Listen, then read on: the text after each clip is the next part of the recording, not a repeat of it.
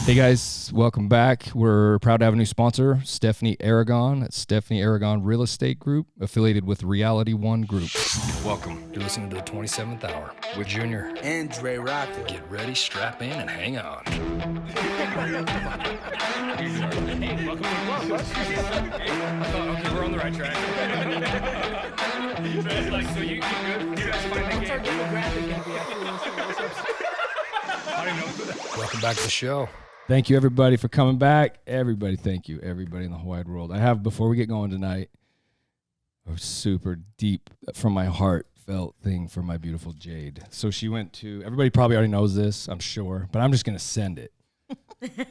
So our Jade here at Highline Tattoo went to a town called Arcala, Texas? Or Longview, Texas. Arcala was the name of the expo. Sorry. Tattoo Expo. And she took third place for best black of gray one day in that thing. And just so everybody's aware of what that is, like that's a big deal. It's a big deal. So that she's never been to a convention in her entire life. She's only been tattooing for 3 years, so I'm just so proud of her. So big, super. We're so excited. She just went to see how fun Only it would be. 3 years. That's it. Jake was one of her first. One of the first. I'm not even kidding you. This girl from Basement Days, we're going to do some shirts about some basement something or other one of these days, because that's OG shit down there, right? Mm-hmm. From then to now, keep your eye out on this girl, man. I'm telling you, this is a big deal. She should Because even her beginning work on Jake was amazing. She should be at magazines coming up here. Jade, she gone. Nice knowing you, Jade. But anyway, thank you so much. And to the team that helped her, Bailey and their team. Them guys are all so cool. So anyway, it's not about that, but I just wanted to do a quick little shout love that, because that's such not a thing. That's so hard to do, you guys. You don't get it. She's just a hometown Only girl the people, from Utah. the people that go that. Yeah, West Point, Utah doesn't do that. West Point, Utah grew corn and I don't even know, man. Yo, there it is right there. He's got it up. Look at that. So Arcala, yeah, Arcala.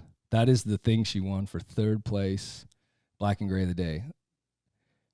Dude, guys, there was She's amazing. That one entrance right there for that category. There's several a day. It's very complex how they do it, but there was like well in excess, and I don't know the number, so I'm not going to quote it, but well in excess of 100 applicants for that position right there.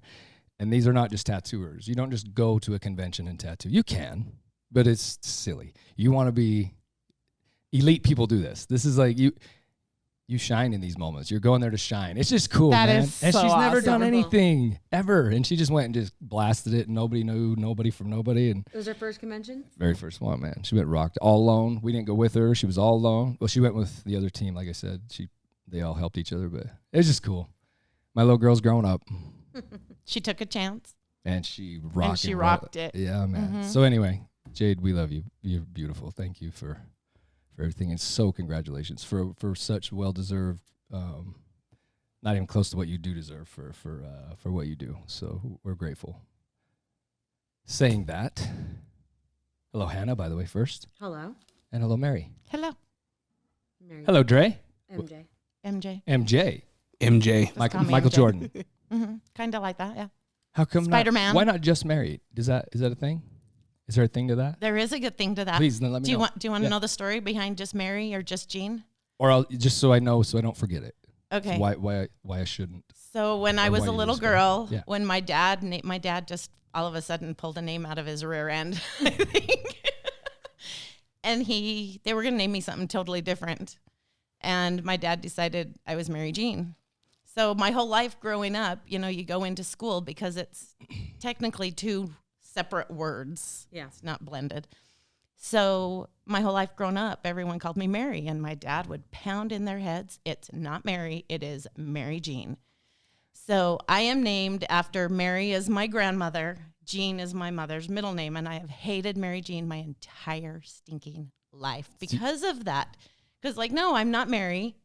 But then I get it's marijuana, or there's all kinds of little jokes that I've grown up with. For sure. So I just embraced MJ.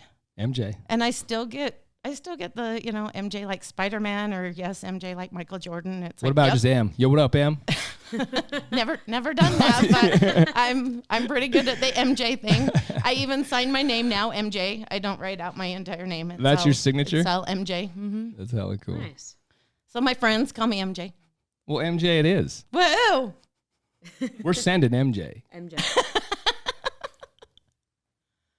Hannah, I know you did some research. I did. I was looking over your website. I was so interested in You the did first- research about me? I did. Some of the questions that you asked me, I did as well. I didn't know that he knew you. The way, yeah. You I didn't? left a Okay. secret. I left a secret in here because I want you to experience it, and not. I don't want you any preconceived thing. That's how I do things. I want her to enjoy what this is, not set it up for them. I don't Perfect. set people up, Yeah. right? No. Unless I'm gonna set them up. They're fucked. I really will. So hang on for this ride for sure. Okay. And I'm a talker. He knows I'm Just a talker. run with it. Yeah. Run good. with it. Yep. So you asked a couple of super dope questions, man. I was just I did. curious what did you grab out of what you read through everything Well, that pulled you really hard? The Where do you wanna- other, okay, like 4 or Start her 5 off. days ago, I first went on your website, and the first, I don't know if it was an article or something you wrote. I was assuming it was something you wrote about a tree. Okay. The lone tree. Yeah, Mm-hmm. with the owl. Yep. And then I didn't notice the owl at first when I was. No one starting- does. No one does. I figured. I didn't either at first. No, I did not notice it, and it's actually really obvious once you. Once you see it. Yes. Can we pull it up? Is it something we can look at? Yeah, it's right Absolutely. on it's a front picture of your website, right? Yeah. What is it? What is it again? Building connections. CONNEX. We're CIONS. jumping a little bit because that's how I roll. So yeah, you guys get real here. There's no script to this. Sorry about all that, but hey, hang on. Building Building CONNEX Connect. TIONS.org. So let's get up some stuff we can look at and go through while you guys start talking. Yeah, it was. So I saw that. Thank you. saw Sorry about and I read that article, and I didn't know if that was what started you. Was that what started off this journey? It for is you? not what started No. off this journey at all. Will you hurry and No. show me what you're talking about? So go down a little bit. And then Right there. Go to the That blogs tree. and the tree on the recent blogs and Oh, this right the there. single tree. okay, so click that. Okay, you see the owl? Oh yeah, I can. Yeah, Yeah. right there. And that's actually not an It owl. looks like a hawk. It is a Oh, hawk. a hawk. Okay. Yep. That's right. It was a hawk. What was the What's So the? there what's the there idea is with- a story behind this. Do you want me to start with this story since How- this was your? What's the best way to start it? What's the best way to start what you got going on? How about that? I think you need to start at the 30-year dream. So in my Start at- bio. Okay, let's go to the bio. I read that. So, I went to About Us, and that. Oh, is it in your? yeah, and about us, and then, Yeah. down at the bottom, there's right there. Yeah. That's and a dope picture. Thank you. Hell yeah, you look great, man. Yeah. That's I, good. I Good clean up on picture. occasion. Yeah, you look great. Good for you. No, you look great anyway, man. It's You're good. Hell yeah. And then just before, who's the man with the children? And the wife? So, he is a friend of mine, Co-founder. co-founder. We've been friends for years. He actually has helped me through. We were involved in a youth group, church youth group, together. We knew each other, but we didn't know each other. And then when my son Jake had his accident, he checked on me every single day to make sure that I was okay and that everything was going all right and that Maybe we should drop this in. Welcome back, by the way. Let's add that because you've been here before, I have. and you did the episode. We did the episode with Jake. I can't remember the number. I don't even remember the number. I think it was 8. Dude, it was an old fucking episode. It was. It was one. It of was your one of the very first few. Ones. Yeah. Yeah. What so number is this? One of our dear clients, your son, is one of our Jade's clients, Yeah. tattoo clients, and that's how we connected with you guys. Mm-hmm.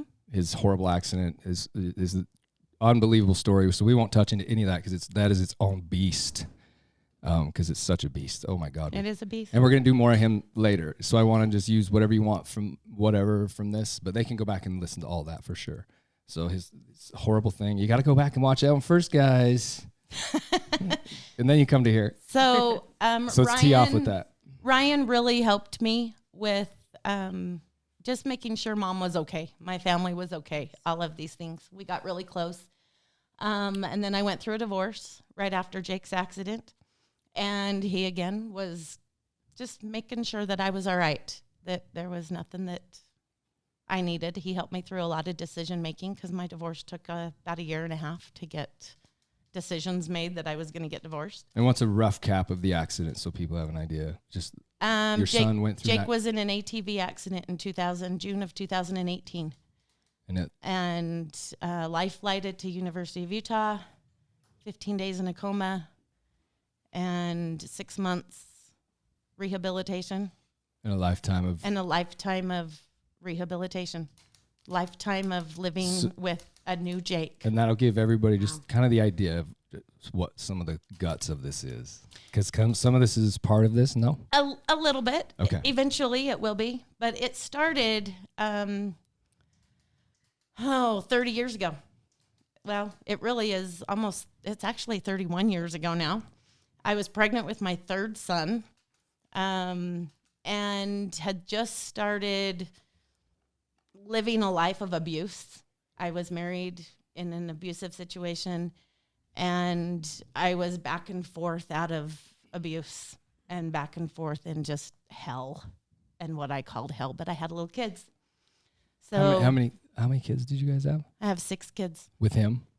I had 1 before I married him, and then I had 5 with him. With him. Okay. So they were all his. We were pretty much. together for 15 years. He adopted my oldest son. Damn.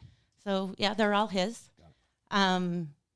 The one thing he gave me that I'll never forget or be sad about is he gave me my kids. Yeah. And I'm first and foremost a mom and have been. I spent 30 years raising my kids and love every minute of it. The Jake episode screams it. Go back and watch it. Yeah. This is Mama Bear 109 right here. So 30 years ago, I was going through it literally was my first separation from my first husband. And I was in a really bad spot. And long and short of it is I had a dream. It's one of those I had a dream moments, and I call it my Tangled moment. You know, the Tangled, I have a dream song in the bar, and yeah, that was me.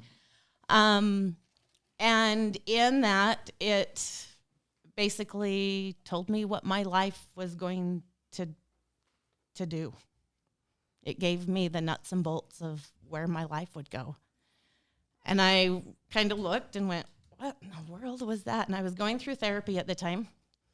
And I went to my therapist and I was like, what in the hell did this dream mean? Because it was crazy. Were they able to take it apart? He actually did. This dream actually told me that I would write a book, what the book would be called, what content was in the book. Wow. And I sat back and I went, what is this? Like, this is crazy. And he looked at me and he said, don't you ever forget that dream. And I can still to this day, in a different setting, in a different place, because it's very cherished to me, tell you exactly what that dream looked like from start to finish. Wow. And it was 31 years ago. So Dream Recall 101 right there. And so I just started thinking about it, and I went to him and he said, don't you ever forget that dream? And I said, why? And he says, because God just told you what you're supposed to do with your life. And I went, wow. And I was 21 years old. I'm 52 now, almost.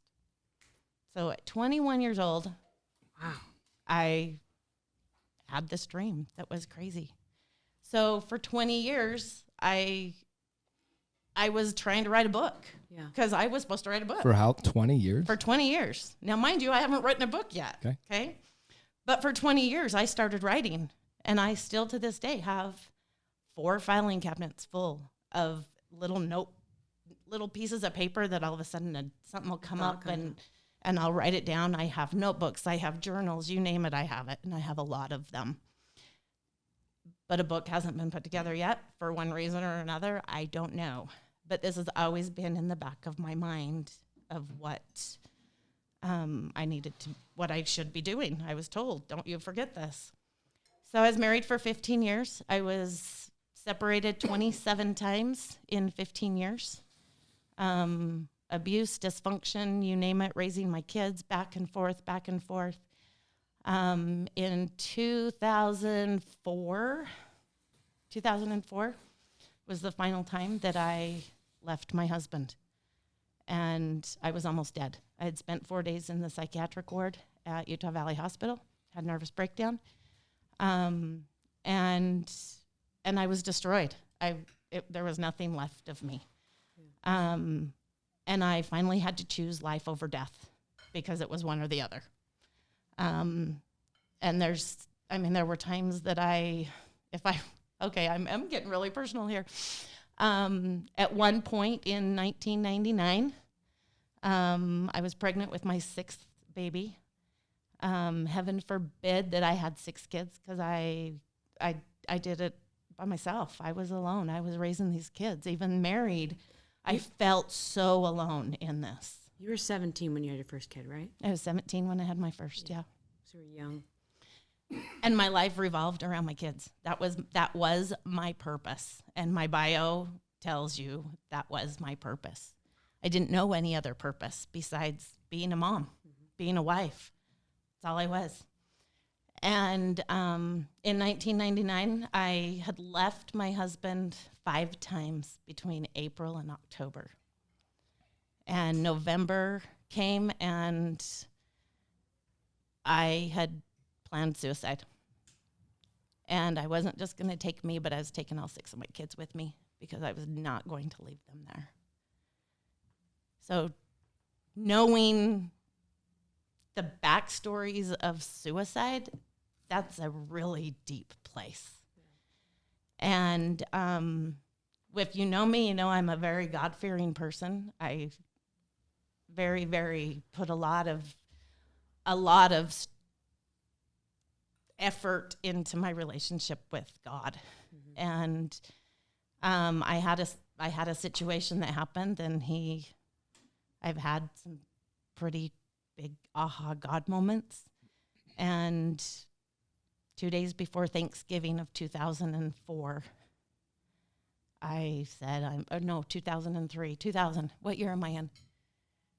November of 1999, I found out I was pregnant with my 6th baby. And that was 2 days before I had planned to commit suicide.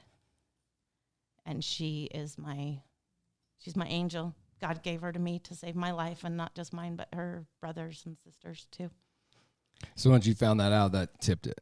That stopped it. It was the beginning of the end. I had her. I was still married. I still stayed married for 4 years. How come? Because I was very easily manipulated. This is an abuse story. This is a huge abuse story. When you're in an abusive marriage and an abusive relationship, period, manipulation is a huge factor, because you lose who you are. You lose all sense of purpose, all sense of belonging, all sense of what you're going to do, who you are. You have nothing. I was a stay-at-home mom. I was a 15-year stay-at-home mom. I did everything for my family, but there was nothing outside of that family. Does that make sense? Yeah. So it was Was it a force thing then? This is a requirement of you to be home and not. No, fulfill. I mean, Okay. I would go to work, Okay. and I'd go to work, and then things just got worse, Yeah. and money got worse. I mean, I didn't know 9 times out of 10 how I was going to feed my kids. Was he abusive from day one with you? Kind of. Does it kind of grow? It's a growing thing. It kind of grows. It's a. And my festering. abuse was a little different kind of abuse. Gotcha. It wasn't until after I had divorced him and went to an anger management class, because I was an angry person. Once I got out of that, I had to I've worked on myself a lot to try to get through that. And did you know that physical abuse isn't hitting somebody? You have that stigma of physical abuse as somebody hitting you. It is not.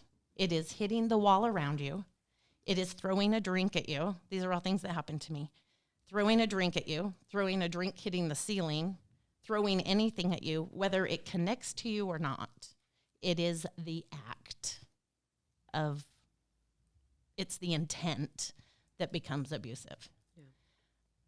But I had never changed anything because he never hit me. And I can still to this day attest, he never once laid a hand on me. But he broke walls behind my back. He broke doors behind my back. He threw drinks at me on a pretty steady basis. I was always on a ladder That's a cleaning weird drinks up. Form out of there. self-control to do it so many, I would think thousands of times it sounds like, and never ever take it further than He never keeping it from actually he physically never doing let It's it so weird. get to that point. It's beautiful. I would hate for you to be harmed. It's just so weird. You think It you was know a what I hard mean? thing. God, it's strange. Was Did there it ever a ne- moment you thought he was for sure he's going to hit me this time? That's a weird yeah, kind of- sometimes. That's almost psychopath control type. Sometimes. But it was more of a mental Mhm. abuse, emotional abuse than it was like I never took it as physical. It was an emotional and mental abuse more than anything. Sexual abuse. Yes, it's a thing. Even when you're married, you can say no. It doesn't matter. Rape is rape. No is no. No is no. It doesn't change contact. Yep. It's no is no. No is no. That's the way it works. And I'm gonna just keep it at that Supposed to work. because some of the things my kids don't know a lot of things, and I don't want them to know a lot of things Fair. to protect them. Mom's good now, Mom is good now. but I had to make a conscious effort. It was a bad deal. It was bad to get out of that marriage. You don't think it's healthy that they know the damage done or anything like this? I'm asking a question. If they come to me and ask for specifics, then I would tell each of them individually as they are require it. ready to do that. And as anyone's ready, I'm not afraid to tell my story. Yeah. If that makes sense. But I'll do it on a one-to-one basis because I protect my children quite a bit. And there's, like I said, a lot of things they don't know. There's a lot of things they don't remember, even though they were all there. They don't remember. And until they're ready for that, they don't need to know. Are any of them masking, poking at it, this kind of thing? Nope. Everybody's just okay. Good. My kids are amazing kids. Yeah, yes they are. And I'm The one I know is. The one I know every is one great. of my children turned out to be amazing. How old? children. How old do we range quickly? Where are we out there? My oldest is 34, and my youngest will be 22. Damn, bro. And I had them every 2 years. Do you have grandkids yet? I have 13 grandkids. Holy What? shit! You have 13 grandkids, bro? 13. He's That bragging lit this about his room up. one. I have one, and I'm so excited to have one. Do you love being grandma? It's the best. Stupid question. It's the best thing that ever hit. I like question. one. I'm ready for more. Fucking hello. Oh my god. Grandbaby. Oh, I want them so bad. Grandbabies are the best. Get to it, fellas. Come on. I love it. Anyway. I always say 13 grandkids. if I could have been a grandma first, I never would have been a mom. Right. What's the oldest grandkid? My oldest grandkid is 16. Wow. Damn, on the spot. Nailed that, too. I would Yep. be fucked up right there going, oh. So I had a 16-year-old, and then the next one's Is came she already 8 driving? years later. She's a Is she? sophomore in high Damn, school. bro. And she is beautiful. 5'10", absolutely beautiful. Good for her. Yeah. I love her to pieces. Well, I love all of them to pieces. You mentioned that your kids they were around, but they don't remember a lot of the things that went on, right? They don't know they don't remember the details. And if they do not talk to me about it. Was there ever a moment where they maybe didn't believe you or like Nope. sided with dad or anything like that? So they've always fought for mom. Yeah, pretty much. So my oldest son, when I ended up having my nervous breakdown, I knew about the beginning of the end 4 years later, left him several more times in that 4 years. And finally in 2004, it was done. My brother came to me in 2003. I was a stay-at-home mom. So mind you, I had a stay-at-home mom. I had no way of supporting my kids. Mm-hmm. And that's what kept me. And he knew, my okay. You only ex-husband had 6 knew. of them. You're Yeah. fine. Yeah, no big deal. My ex-husband knew that Jesus. He could manipulate me with the care of my children. Having a roof over their head, food in their stomachs, clothes on their backs. That's how he could manipulate Did he me. want them? Did he want to use them? He wanted to use them. There we go. Against, Okay. he used them That's really all I well needed. against That's me. all we needed. Yeah. You don't have to do any of this. I'm just asking. No, and this doesn't bother. It doesn't bother me at all anymore.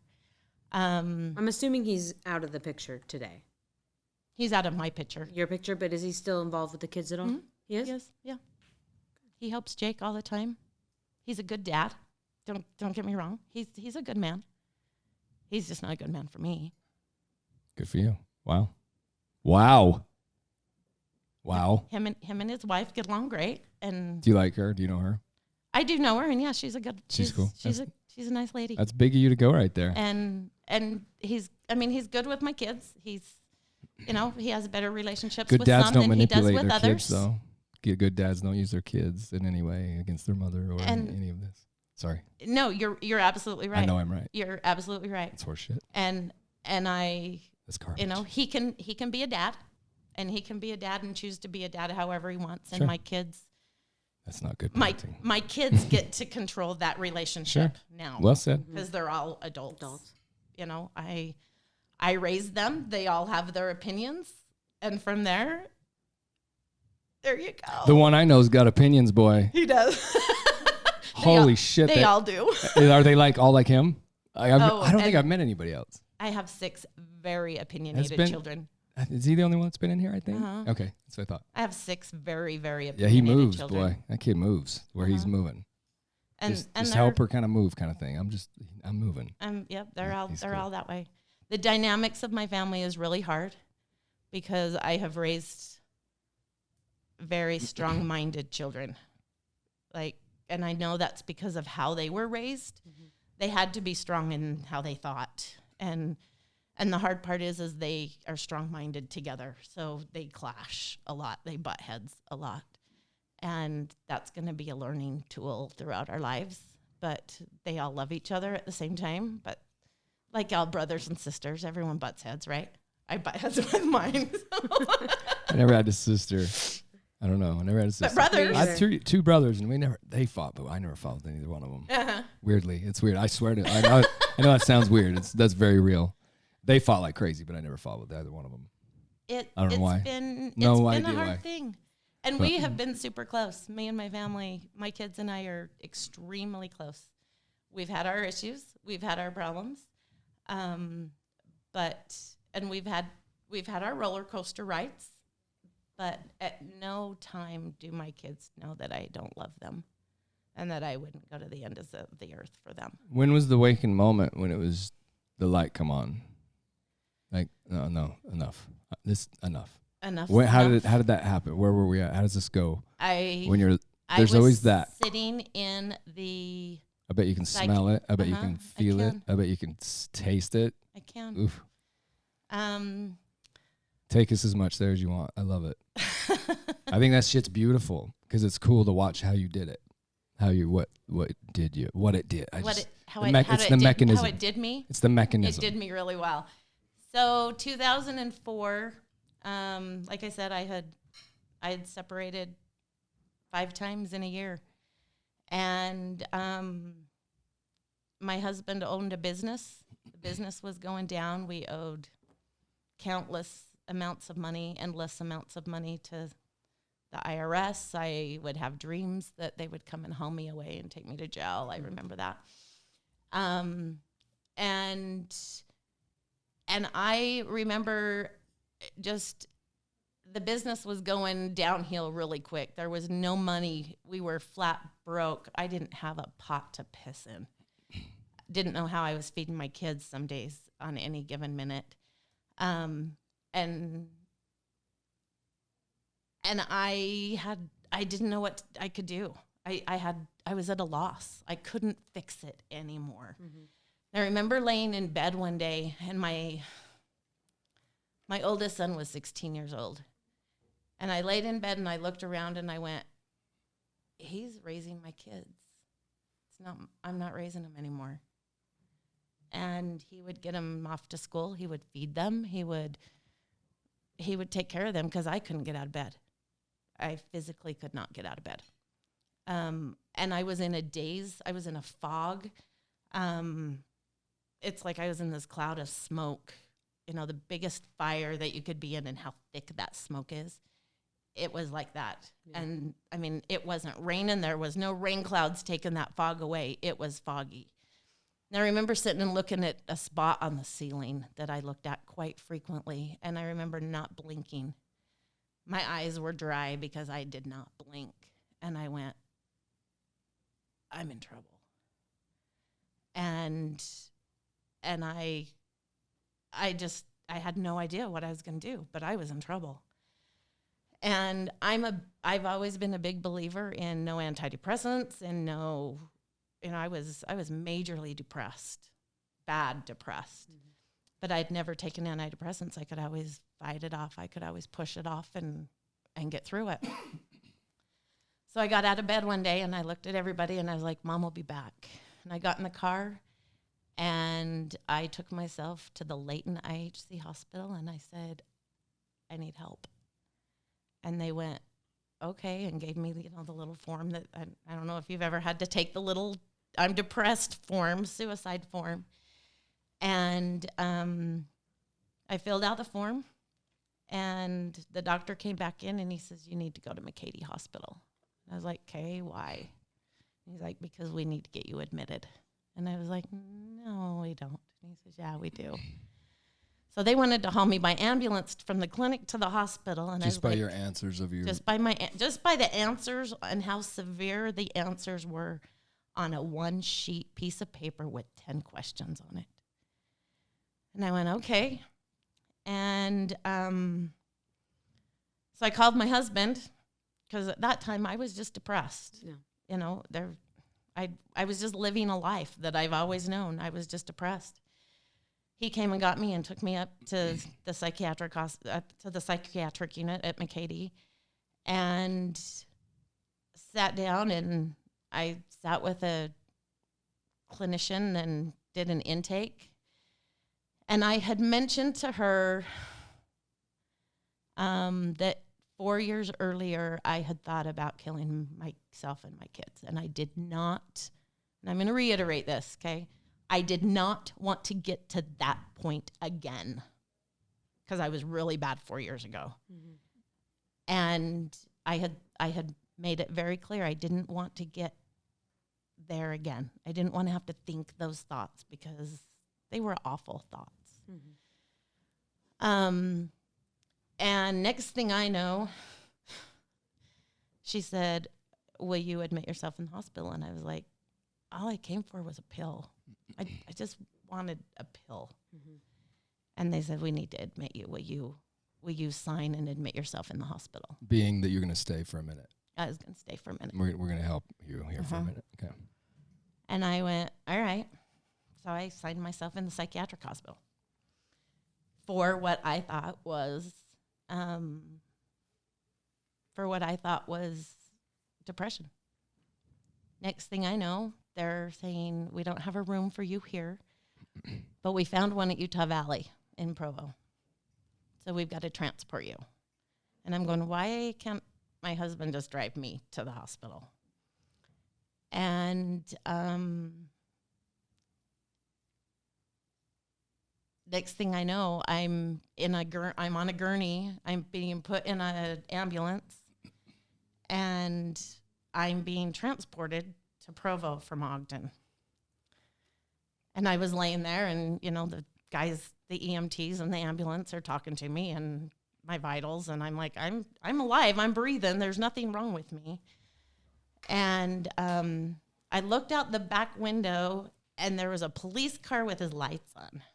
And I went, I'm just going to this psychiatric ward. I'm just getting help. And I had a police car escort. And I was like, this is really weird. Like, what in the world is going on? And get to the hospital, take me in. A psychiatric ward is a scary, scary place. 4 locked metal doors with guards letting me in 4 metal locked doors. And I went, what in the hell am I doing here? I had no idea what I was doing. And this was not even what I had envisioned in my head that getting help would look like. But this is how this all just came. It all just came to fruition very, very easily. And I was confused.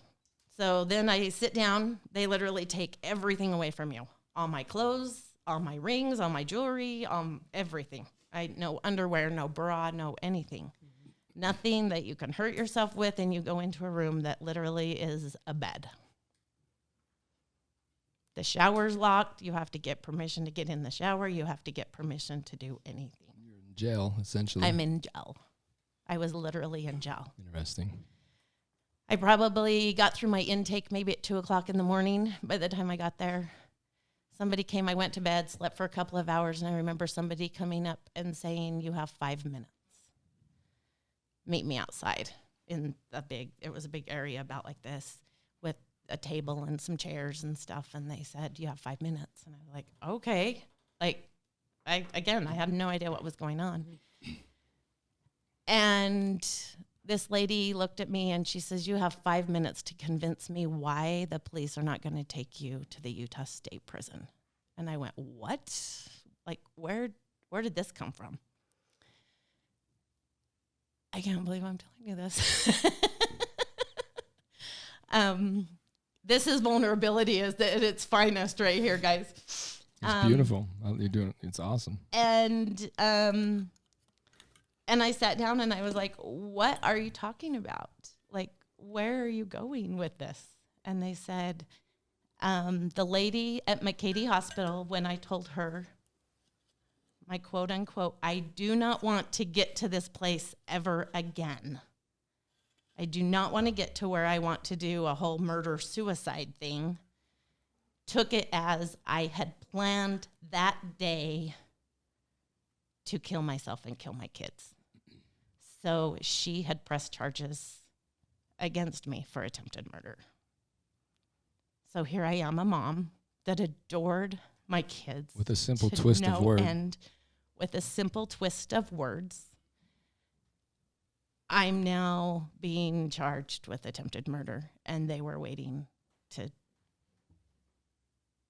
take me to prison. I had admitted it. I was there. Kinda. Goddamn, kinda. Not really, kinda. Oh, that's so stupid.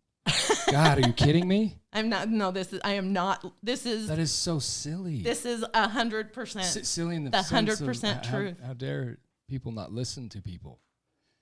Right? And how dare you not feel safe when you just want some relief and some help and somebody to listen to you. For heaven's sakes, just listen. Without passing judgment, without telling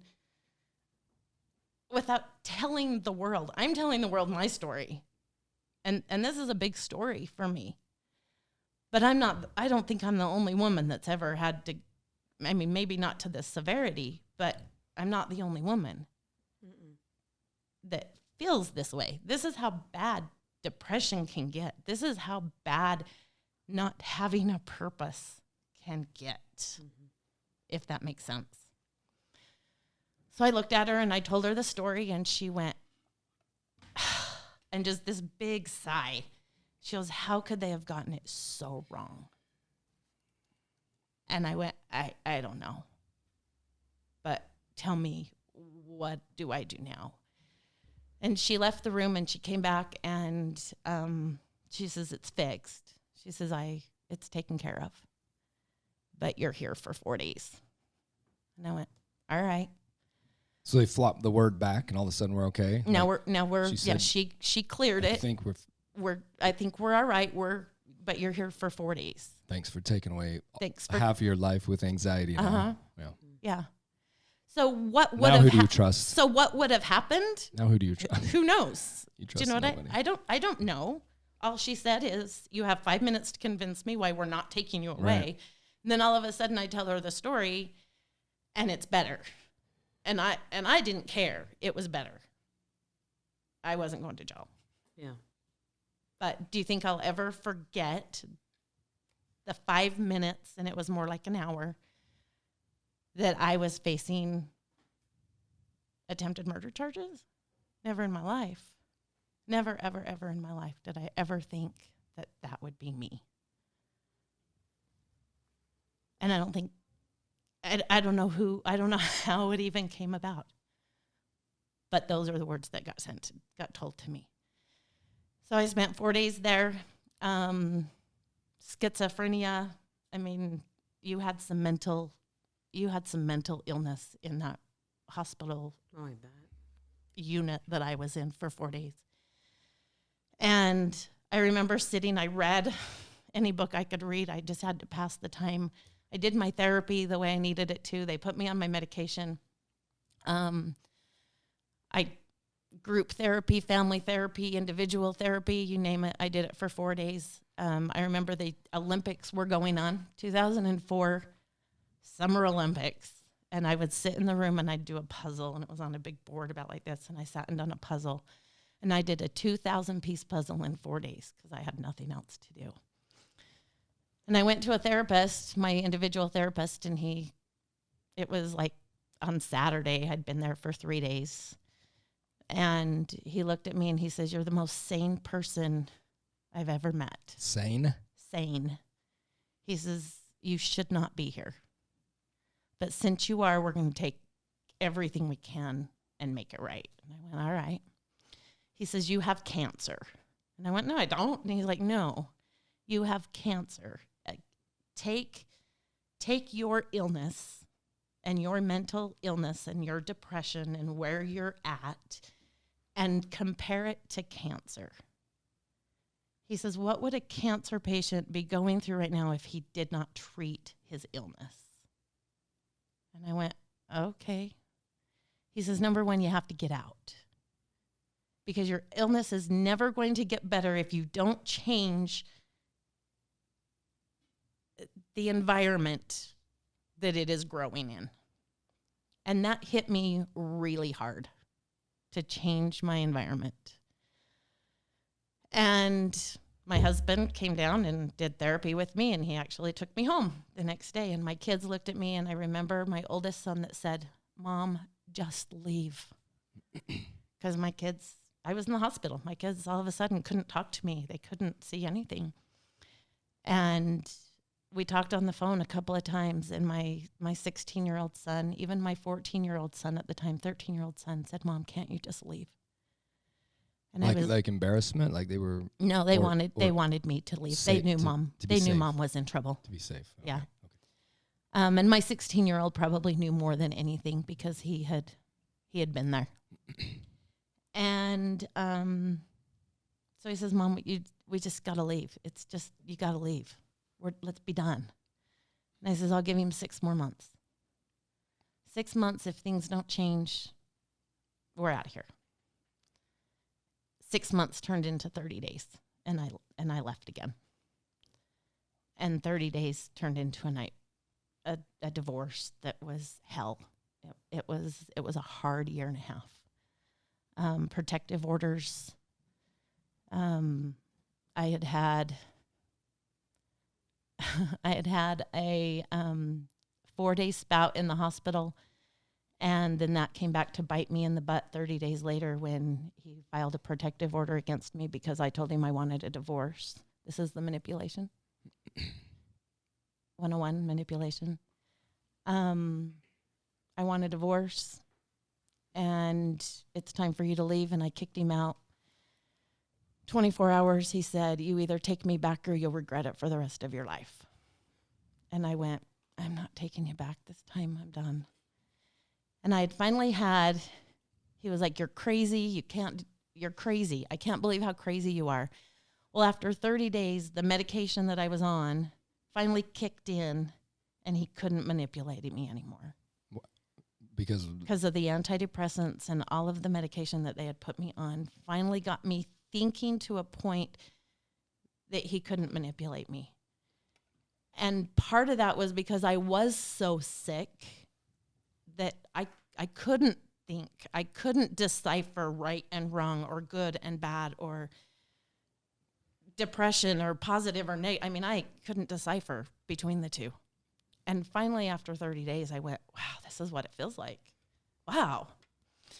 And he says, let me come home or you'll regret it. And I was like, I'm not letting you. You're not coming home. Sorry. And my girlfriend was there on Monday. It was a Monday morning. And I was taking my youngest daughter, was 4 years old, taking her to school. And we were moving some stuff around so that I could have some things to protect me in case I needed to sell it to feed my kids. And I looked at her and I says, we need to get my kids now. And she goes, what's going on? I says, I don't know, but we got to get my kids. So I went and got my daughter, my youngest, from school, and we were on our way to the junior high and back home to get the other kids. And I got a phone call from a friend of mine that worked at the elementary school. This was at about 1:00. And she said, MJ, your husband's here. He's got a protective order. He's taking your kids. So now my kids are gone. I had my baby, because I had just picked her up from school. He had already been to the elementary school. I tried to get somebody to the junior high to get my kids from the junior high, and he had already gotten them. My oldest son was a junior in high school, and my neighbor ran to the high school, Clearfield High, and they didn't even go to the office, but they seen my husband and his dad in the office. They had called my son down from the office. They caught him in the hallway, took him out the back door, and we hid out for 24 hours till we could find out what was going on.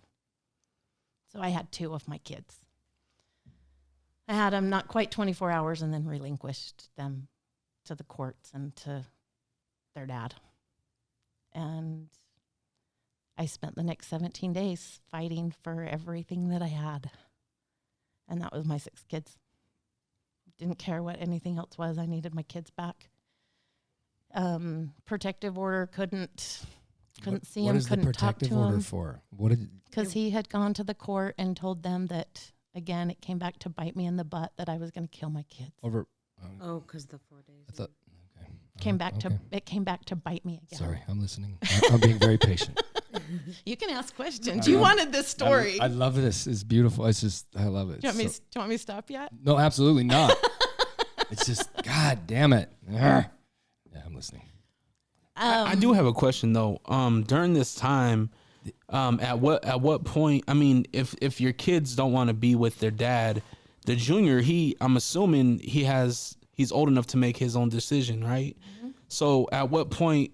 You said you relinquished your kids back to the courts, back to their father, but doesn't at least the junior have an opportunity to be like, no, I want to go live with my mom? And he kind of did. There was a protective order, so Just until that got cleared and until I could be proven a fit parent that you weren't going to harm them, that I was not going to harm them, that I was a fit parent. Yeah. Now, mind you, this all happened because, and it wouldn't have happened if I would have just taken him back. But it did happen. So the whole time I knew if I just stay married, if I just would relinquish that and stay married, that I would be okay. And I didn't. I stuck to it for a little while. But that day, yes, you're right. I had to relinquish him to the court. But my son was also 16 years old. He had a right to choose where the other kids didn't because of their age. So, but he couldn't be with me because he was still a minor. So I gave up the right. My parents, my mother and my sister just lived down the street. I gave up all of my rights to be anywhere near my family. So not only have I lost my kids, but I gave up every right that I had to be around people that loved me, that would support me, so that my kids had a safe place to be at. And my son went and lived with my mom for the 21 days. It was 21 days that I had him gone. And he went and lived with her. What keeps you from just saying, fuck it, I'm out? Tell me really what kept you from just being over all this? This is nonsense. Like, how did you just keep plugging? What kept you? I know the kids. I understand that. The kids. There's more. Like, it's deep. Like, there's something there. Because they were gone. They were gone. So you're like, and I got this. Just knew I could not fight. Got this. I had to fight. Cool. I was told that if I put my kids first, I would never need for anything else in my life. And who told you that? That was a very spiritual moment that I had. Gotcha. I'm just asking. We're just going to put it that way. That was fine. One of my very spiritual moments. Cool. And so I put my kids first, above everything, above myself, I put my kids as high on that pedestal as I could to show them any amount of love I could. Didn't matter. And it was a hard thing because I didn't have a job. I just started my career. I had $783 in my pocket when I left my husband, and I had 6 kids to feed, and I was losing my house, and I was losing everything I had, and I left with $783 in my pocket. That was scary. That was a scary day. It's correct. I keep thinking about you saying that you're I forgot who asked, but you said that you think of your husband as still a good father. He's still a good father, and you actually said positive things about him just now. Like today, you feel that way. Did it take a long time for through this whole journey for you to actually say that, or did you always say that? Oh no, I didn't always say that. Didn't think so. No.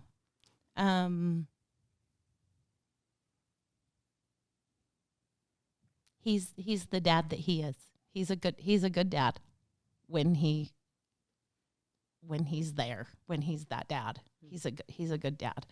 I don't know the dynamics around all of their relationships, if that makes sense. Mm-hmm. Has he learned? Yeah, he's learned to be a better dad than he was, if that makes sense. Mm-hmm. Was he always a good dad? And not in my opinion. There's my disclaimer. This is all my opinion. This is all my story. This is my story. His story is going to be totally different, and they always are, because there's one side and there's the other side, and then they kind of meet in the middle. This is my side of that story, and he has one too, and I have looked through.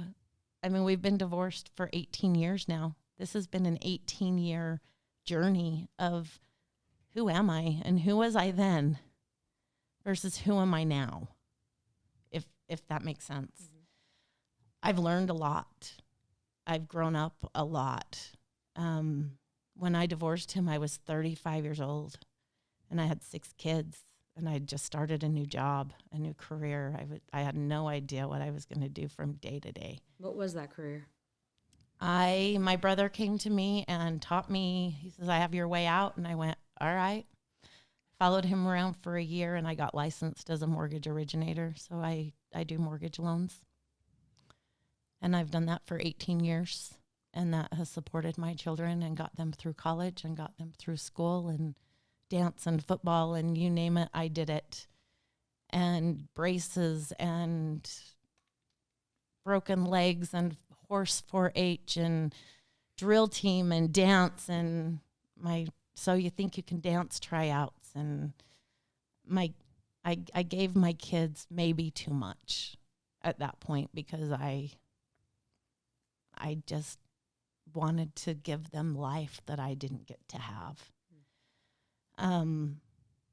There's a big difference between my oldest 3 kids and my youngest 3 kids. My oldest 3 kids had a little bit rougher time of it. My younger 3 kids, mom had a little more money, so they got to do a lot more things. And some of them might have some animosity toward that. But they all turned out really well. They all turned out good, and I don't think any of them hate me too bad. So how is it for them to hear what the story was, that the word you said coming out of your mouth about them? Do any of them, are they also okay? Do they know what happened? Do they know How do I say What that? what part? The part that I'm trying to be gentle with it. I don't know. It's okay. Don't just The part just say where it. you were the words out of your mouth with them being harmed in any way, them believing the cops even, or did somebody tell them that those words come out of your face that you may want to take your life and theirs? Do they know that? They knew this? They know this? They know that now. They know it now. How do they feel? Are they just, they live okay with it? They You live- guys all yeah, talk with about it, and We don't talk they about understand it. what really the it's not intent really was. It's not really anything we talk about now. It's just it's because it It's wasn't just a thing. how it wasn't a thing. This I is just- just how life. Making sure I It's didn't. just how life was. No, They knew that it was chaos. it'd just be hard to hear for sure. I just wondered if anybody hung up in that. And luckily now when my kids hear this, because all of them will hear this, luckily they're now all adults and they all live their life that they're going to see things through an adult eye and see that, and they all know mom was not well. They know mom was very, very sick. They know that, and I've gone to each one of them and apologized and told them that I did everything I could. I wasn't a perfect mom. I'm still not a perfect mom.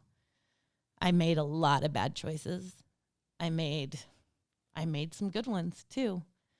But if there's anything that I can say with 100% certainty, it's that I would fight to the death for them, and that I love them, and that I'm sorry if I ever hurt them, because I hurt them. I'm not gonna deny that there are times that I've hurt them very deeply. I have a 34-year-old son that to this day does not talk to me. I have not talked to him in 3 years. I miss him dearly. I love him dearly. And I'm sorry for whatever the pain is that has been caused. And I hope one day that pain will go away. But I respect his choice to make the choice that he's made to go live his life wherever he needs to. But it doesn't change that I love him. I think nothing even needs to be said. Like, I'm putting myself where you are.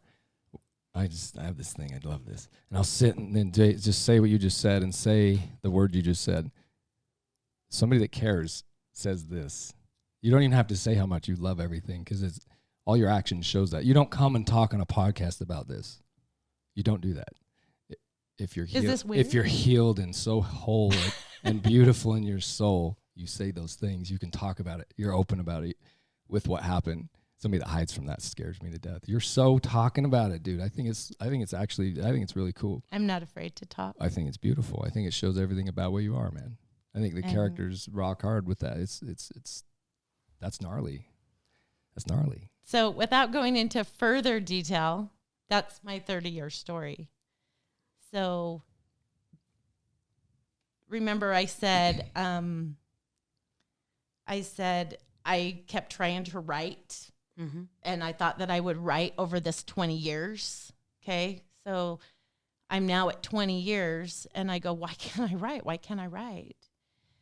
And then it hit me, and this aha moment came that said, I told you, this is my God moment. I told you were going to write a book so that you wouldn't forget the situations that happened and the lessons that you learned through all of the hell that you've been through, so that you can write a book. This is the dream you spoke of earlier? Mm-hmm. Okay. Because I kept saying, why can't I write a book? I'm supposed to write a book. And I thought I was writing a book right now. It was making, I totally and completely believe it was making me aware to take all of the lessons that I've learned over the last 30 years, 32 years, and say, yep, these are the things that happened to me. This is how I grew. This is how I didn't grow. This is what has made me who I am today. And it's those good and bad things that need to be shared, because it's the good and bad things that people go through. But I can sit here in front of, and this is just my opinion, but I can sit here and let's say that you were an abused mom and that you lived something I'm not saying that my life was bad. I'm not saying my life is at a 10 scale or that it's at a 1 scale, because there are people that have lived through far greater abuse than I have, and people that have lived with far less abuse than I have, but their mental state is still very similar. We're all very similar, if that makes sense. So I can sit here and say, I understand.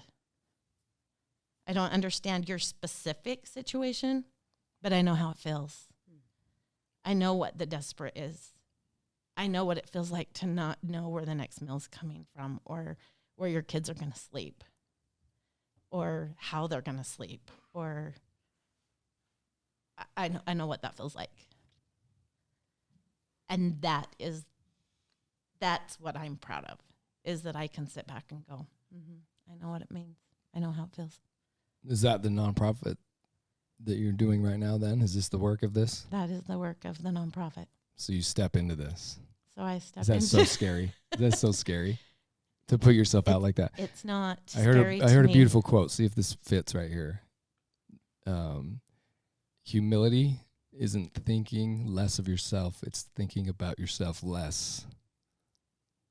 Humility? So that just chimes right here hard. That's what I see happening. You're living with that. You're fixing it. Here I go. You're living with all this beautiful stuff, and you're just going to put it into there. You know, I love it. I think it might be beautiful. My story might just be beautiful. 100%. And I'm learning to embrace the beauty. It's got a few little pink and purple flowers in it. And When did the nonprofit start? When did you start that? So the thought of it came in the 30 years. It actually started, so Ryan came to me last summer and said, and I had been talking to him about the nonprofit, and I said, he's like, so are you really going to do this? And I was like, do what? And he's like, start the nonprofit. And I said, well, yeah, one day. Like, it's a goal. Yeah, one day. He's like, let's make it not one day. Let's make it now. And I was like, all right. I don't want to do this by myself, because right now it's a by myself kind of thing. He says, I'll do it with you. And I went, all right. So we started talking and started putting some things together and started making things happen. And I literally the 1st of December got a hold of my accountant, and I was like, we're starting a nonprofit. And he went, you are? And I said, yep, I am. And we had created the logo, I had created, but we had created. So the logo, if you look at it really close, is a compass. Can you see the compass? Yep. Mm-hmm. So there is some personal meaning behind a compass for me. That is another one of those very spiritual moments in my life, and the compass. So it had to be a compass, and I didn't know what that equated to. And then the X in connections has meaning, and the X is the four aspects. So the spiritual, emotional, mental, and physical is each corner of the X. Originally, the X was going to be my logo, and then we decided that wasn't going to be a cool thing. So the purple and the pink represent abuse and domestic violence. Those are the colors of abuse and domestic violence.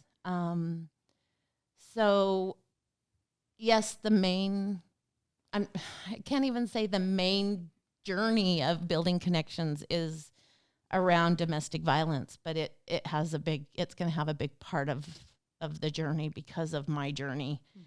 Mm-hmm. I do some life coaching and help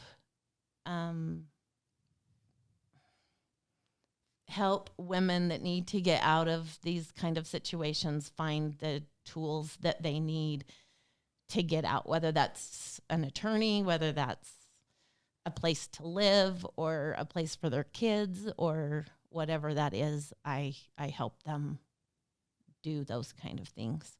Do you have other people helping you where you can move people if you need to, kind of thing? If you have too many, it would be the thing I'm asking, I guess. Or is it just kind of you? I don't yet. You're going at it. It's Cool. just me. Cool. I'm one of these people that I jump in the deep end, feet first, and I'm a sink or swim. I ain't saying a word. I might know a little bit about that. I feel it. I'm that person. I hear you. I'm just, I hear you loud and clear. and I jump in with 100 pounds of Oh weight. shit! And I'm going, I can't forget. I fucking can't swim. God damn! I forgot to take swimming lessons when I was a kid. Yep, that's me. Yeah. That's me too. Yeah, I love it. That's a beautiful website, by the way. So it just kind of created its purpose. My bio pretty much tells kind of my story in a way of not telling a story, but That's a cool picture. it does tell a story. So each one of the pictures here that filter through are different life events that have taken place in my life in the last 2 years. So you took them. These are all, yep, I Just took every one of these. That's beautiful. Little photographer up in the house. I try. Yeah, that's cool. I have a fun time.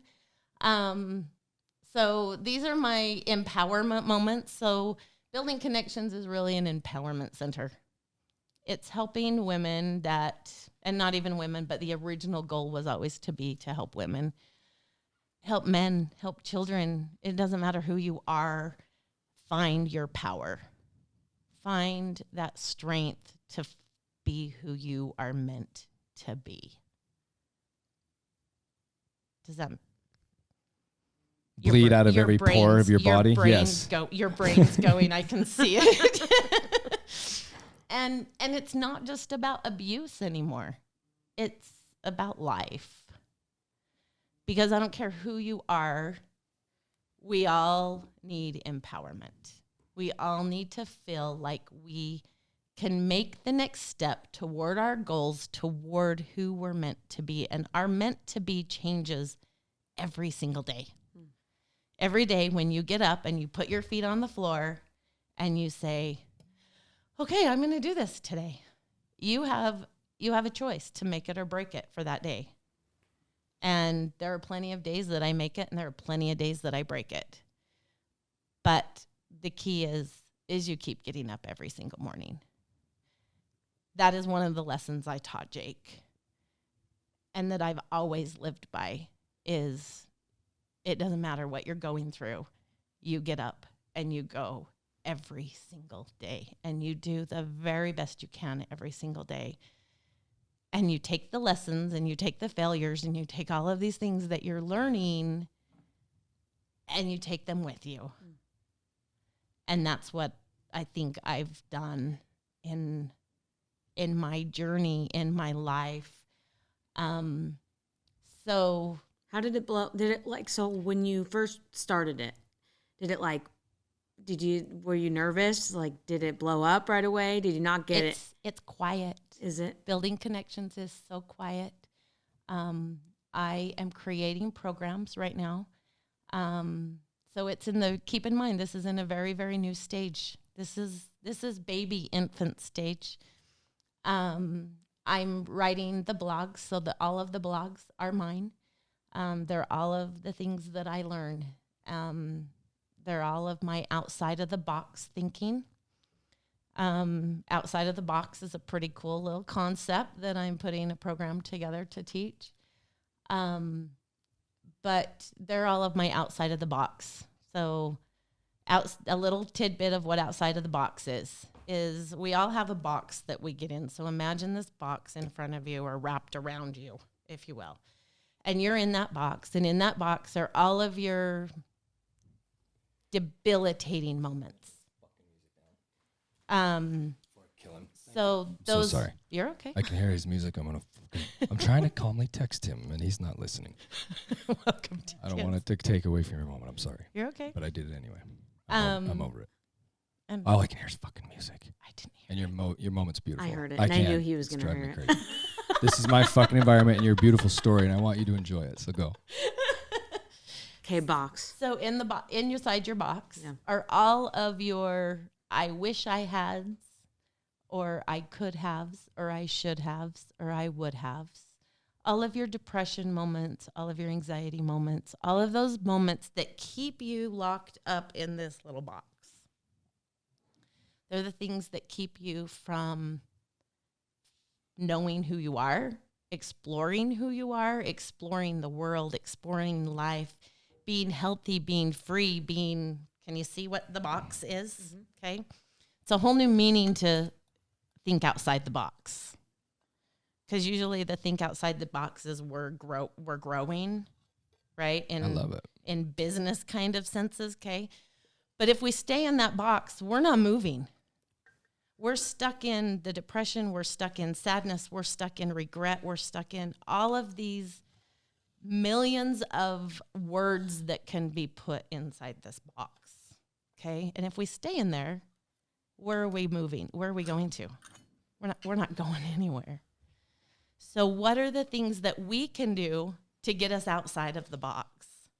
And that is what I'm going to teach, what I'm hoping to teach is where things can you do to get outside the box? Okay? So one of my outside of the box things that I've learned to do is I'm a side-by-side junkie. I love my side-by-side. As you should. Do you ride it from here, clear up? Just bounce from No, I don't. You haul it. I haul it. One thing that my kids did in 2017, my kids decided we were going to start getting my husband, my second husband, rode my first son's side by side for the first time. He's like, we're never buying one of those. And then he got home and he's like, we're buying one of those. They're so fucking fun, dude. Wait, I don't know if I know what a side by side is. Dude, they're black, like a razor. A razor? Like a razor. It's a razor. Like a razor. I think I know what a razor is. Like a Yeah, you see them drive, like the little doom buggy looking things that drive They're all on the over the street. road, all over the place in the summertime. Yeah, that's a side by Those. side. Okay. They're like 40 grand now. It's great. Yeah, or more. Dude, you can spend Okay. more than that in a car on the What do car. you- Well, call they're them something bad. else? Anyway, So side by side is our So release. I kind of got a junkie moment going on there. When I went through my second divorce and we were splitting up everything, I was like, you can take the truck and trailer. I get the house and the side by side. Period. The end. He's like, why do you get the side by side? And I said, because my kids got us into it. So Yeah. It belongs to you. going with my kids. And I had never, probably in the time that I had it with him, I had driven twice. And it was just on the flat road. Nothing, no heart, no nothing. And he taught me, actually the day Jake got in his accident, I was going to drive it for the first time up at another activity. So he taught me how to put it on and on the trailer, but I had only done it once. I'd never done it. So my son taught me how to put the straps on and get it off and on the trailer and do all the things that I need to do. And which is a pretty empowering moment when, Absolutely. when you can go, Absolutely. yes, I can do this. Yes. And I just started going up the canyon and I started riding and I started getting more and more comfortable with it. And That's pretty scary, bro. Life's good. Like, and I'm for real. Okay. I can do this. It's not a common, I'll just say it, woman thing. It truly isn't. It is not So a it's common beautiful. woman thing. Like there's girls that do horse shit. Like they just get out there and dump. That's so cool to see all that. I love that. So They pull up and got a trailer full of shit. You're like, damn, what the heck? I've had to learn to back the trailer in the driveway. I can do that. I mean, I'm not wonderful at it all the time, but I can do it. And I'm getting better every day. But in October of 2020, I have a client that invited me to go down to Moab. He's like, have you ever been to Moab? And I was like, never in my life have I been to Moab. And he goes, you've got to go. And I'm like, All of us from Utah have what never do- seen it. It's what do I do? most beautiful place on earth, and everybody from Literally the Utah most beautiful doesn't know what it place looks ever. like. And It's and just- he's it's like, a real MJ, thing. just these are the trails we're gonna go on, It's gorgeous down and so you can just watch YouTube videos and get used to the trails, and kind of know what we're doing. And I was like, what in the world? So I started watching YouTube. This is one of those stupid empowerment moments, but it really is fun. Started watching YouTube, and I'd look at him and go, I can't do this. Mhm. He's like, yeah, you can. I was like, no, It's rocky down there. I can't do this. And he's like, yeah, you can. I'm like, are you going to help me do this? And he's like, yeah, I'll help you do this. We'll guide you through. We'll make sure it gets done. I'm like this a lot of the time, just shaking like crazy. But I am a junkie now. I love it. I absolutely love. I've only been 3 times, but To Moab? I've been to Moab 3 times now because I can't go alone. Okay, a woman can't just go alone. I have to have a group. It's a fucking adventure, bro. I'm saying less. That's a gnarly trip, right? But there. it is so much fun. A lot to it, Oh, man. yeah.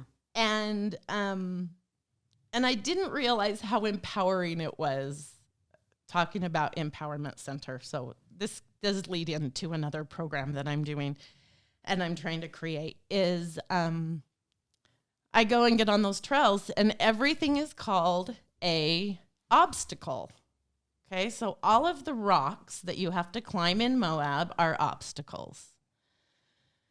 So imagine the very first obstacle that I came to. And I went down with a friend of mine who happened to be a guy that rode passenger in my Razor. And he was the only guy that rode passenger that was not driving, okay? I was always that woman that got out and walked like all the other women, and now I'm driving. And he's like, nope, I'm riding on the passenger side. This is your machine. You're going to break it if you're going to do anything. And I'm like, all right. So he was awesome for 3 days to ride passenger with me. And on every one of the obstacles, he literally got out of the machine so that I had to do it by myself. And I know that doesn't seem like a big deal, but it was a really big deal for me. Yeah, don't say that. It's absolutely a big deal. Because that's it was beautifully like, a big deal. It was like, you're going to do Huge this, deal. and you're going to do it without my help. And it was hard. And the very first one was a straight down. And it wasn't as, I've done worse straight downs now, but this was a pretty big one. And I looked at it and I went, oh shit, I'm really going to go down that. Dude, Moab's silly. There's no 2 ways around it. And they're like, yeah, you're really going to go down that. And I was like, oh, there's no way. And the group of people that I've started going down with are so good to me. And the women take videos so that I get my video and I get my documentation that I'm doing it. And the men literally guide me up and down the obstacles. But what I have learned is we all go through obstacles in our life. Everything that I've done in my life is an obstacle. Sometimes we have to pick our lines, okay, because you have to pick your lines in Moab. This is Hell's Revenge, by the way. I did that one for the first time in November, and it scared the tar out of me, and it shouldn't have, but it really did. Fuck you. Look at that. That's plenty scaring me right now. I'm good. That place is gnarly, man. It is beautiful, though. It is so fun. Ugh. Oh, that's dope. And so I've learned a lot down here by, like, this is an obstacle. And we all have the ups and downs. And sometimes they're pretty rocky and sometimes they're pretty steep. You have to pick your lines so that you don't fall over, because you're going to fall over at times. And if you don't take the right path, or if you take the wrong path, or if you go too fast or if you go too slow, you're not going to make it. So these are all of the lessons Moab has taught me every time I go down there. So I'm kind of a junkie because I learn a new lesson every single time I hit a new obstacle. And I can compare those obstacles to all of the obstacles that have happened to me in my life. Sometimes you just have to put it in for low and crawl. The biggest lesson I ever learned on my Razor was just put it in for low and crawl. And that you can do it alone. And you can do it alone. And I go alone. I go alone. I've only had the one friend of mine go down the one time, and I've gone myself the other times. And I went down. I have this group of friends. We went down one, and I had watched it. It was a pretty gnarly one. It was probably the hardest obstacle I'd ever been on, and I'd gone up it we turned around and we were coming back down. It's called the escalator. That's a nasty bitch, by the way. Eesh. You did it? I have not. My son has, but I have not done it. God. I will one day, but I haven't done it yet. That's steep, bro. That's steep. Oh, this one's Devil's Gate. This one's fun too. Oh, that's a My son beautiful has done name. this one. I'm sure that's just simple. It's not simple. Devil's Gate. That's I want to do this one day terrifying. too. No One idea. way in, one way out. Once you're God. down, you got to come out. hence the Devil's Gate name. Yeah, one way in, one way out. My son has done it. Mom will do it one day, but Yes, you will. I'm not quite there yet. That one's gonna take a lot of empowerment to get me up I and love how down you that tied thing. this all to life, man. It's for real. It's beautiful. So anyway, those are kind of the things that. So anyway, I went down there, and we were watching. Had to watch and get some other people up before we could go down. And I was sitting there with my friends, and I was like, "Gosh, that is really gnarly." Like, they had to win. They were winching them up and up the hill, and I was like, "Gosh, it doesn't look like it's too hard. Why are they winching? It doesn't look like it's that bad." They're like, "MJ, you just did that 4 hours ago." And I was like, "I didn't do that." And they're like, "Yeah, you did. You kind of did." I was like, "No, I really didn't." And they're like, "Yeah, you did. Remember?" And I was like, "That was here?" They're like, "Yeah, that was here. And you did it." And they're being winched up, a bunch of men being winched up. And I'm not trying to downplay anything, but it was a big moment for me. And I went, "Wow, I did it." Okay, and I have a stock razor, so it has stock tires. It's not a turbo. It's a grandma mobile. My kids like it because it goes slower than everybody else's. But I was doing it, and they're like, "Yeah, you did it." And I was like, "Wow, okay, this is one of those empowerment moments." But the down was really down. It was really steep, really, really steep. And I went back to get in my machine, and one of the guys that I was with, I looked at him and I says, "I don't think I can do this." And he's like, "There's plenty of us that will take it down for you if you really don't think you can do this."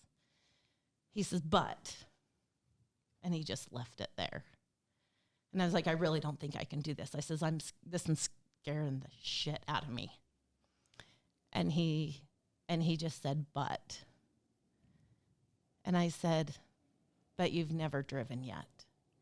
He says, "And I don't think I'm about to." And I went, "All right." I got in my machine and I started going down. And they guided me down. Mm-hmm. So a couple of lessons are, you always have the people that will help you through the obstacles. And those people are going to come at the weirdest time and at the weirdest place, but they're going to help you through it. And they're going to give you the encouragement that you need, and they're going to give you the strength that you need and the confidence that you need, because sometimes you just need a little boost to go, "All right, I can do this." And then you leave it all on the trowel. But you can sit back and go, these are the obstacles that I've had to endure over my lifetime. And I've had people that have helped me in each little way, because nothing that I've talked about, nothing that I have shared, I never did it alone. I had a great family. I have great kids. I have a sister, a mom, a brother that I couldn't be where I am today without them. By no means could I be where I am today. I have people that literally stuck their neck out for me to make sure that I could get by throughout a day. I had a village that raised my kids that helped me when I couldn't do it by myself. So the saying, "It takes a village to raise children," it does. And my kids are that, the sum of that village. Good friends, good kids, a mom that loves them, grandparents that love them, goals in their life. I truly believe that some of my kids wouldn't have gotten to where they are today without an out. So again, my nonprofit is that out. I have a son that is very big into automotive. He buried himself in the motor of a car. Another son that did similar things. Another son that is very techie, that loves to invent himself every day in all of his inventions.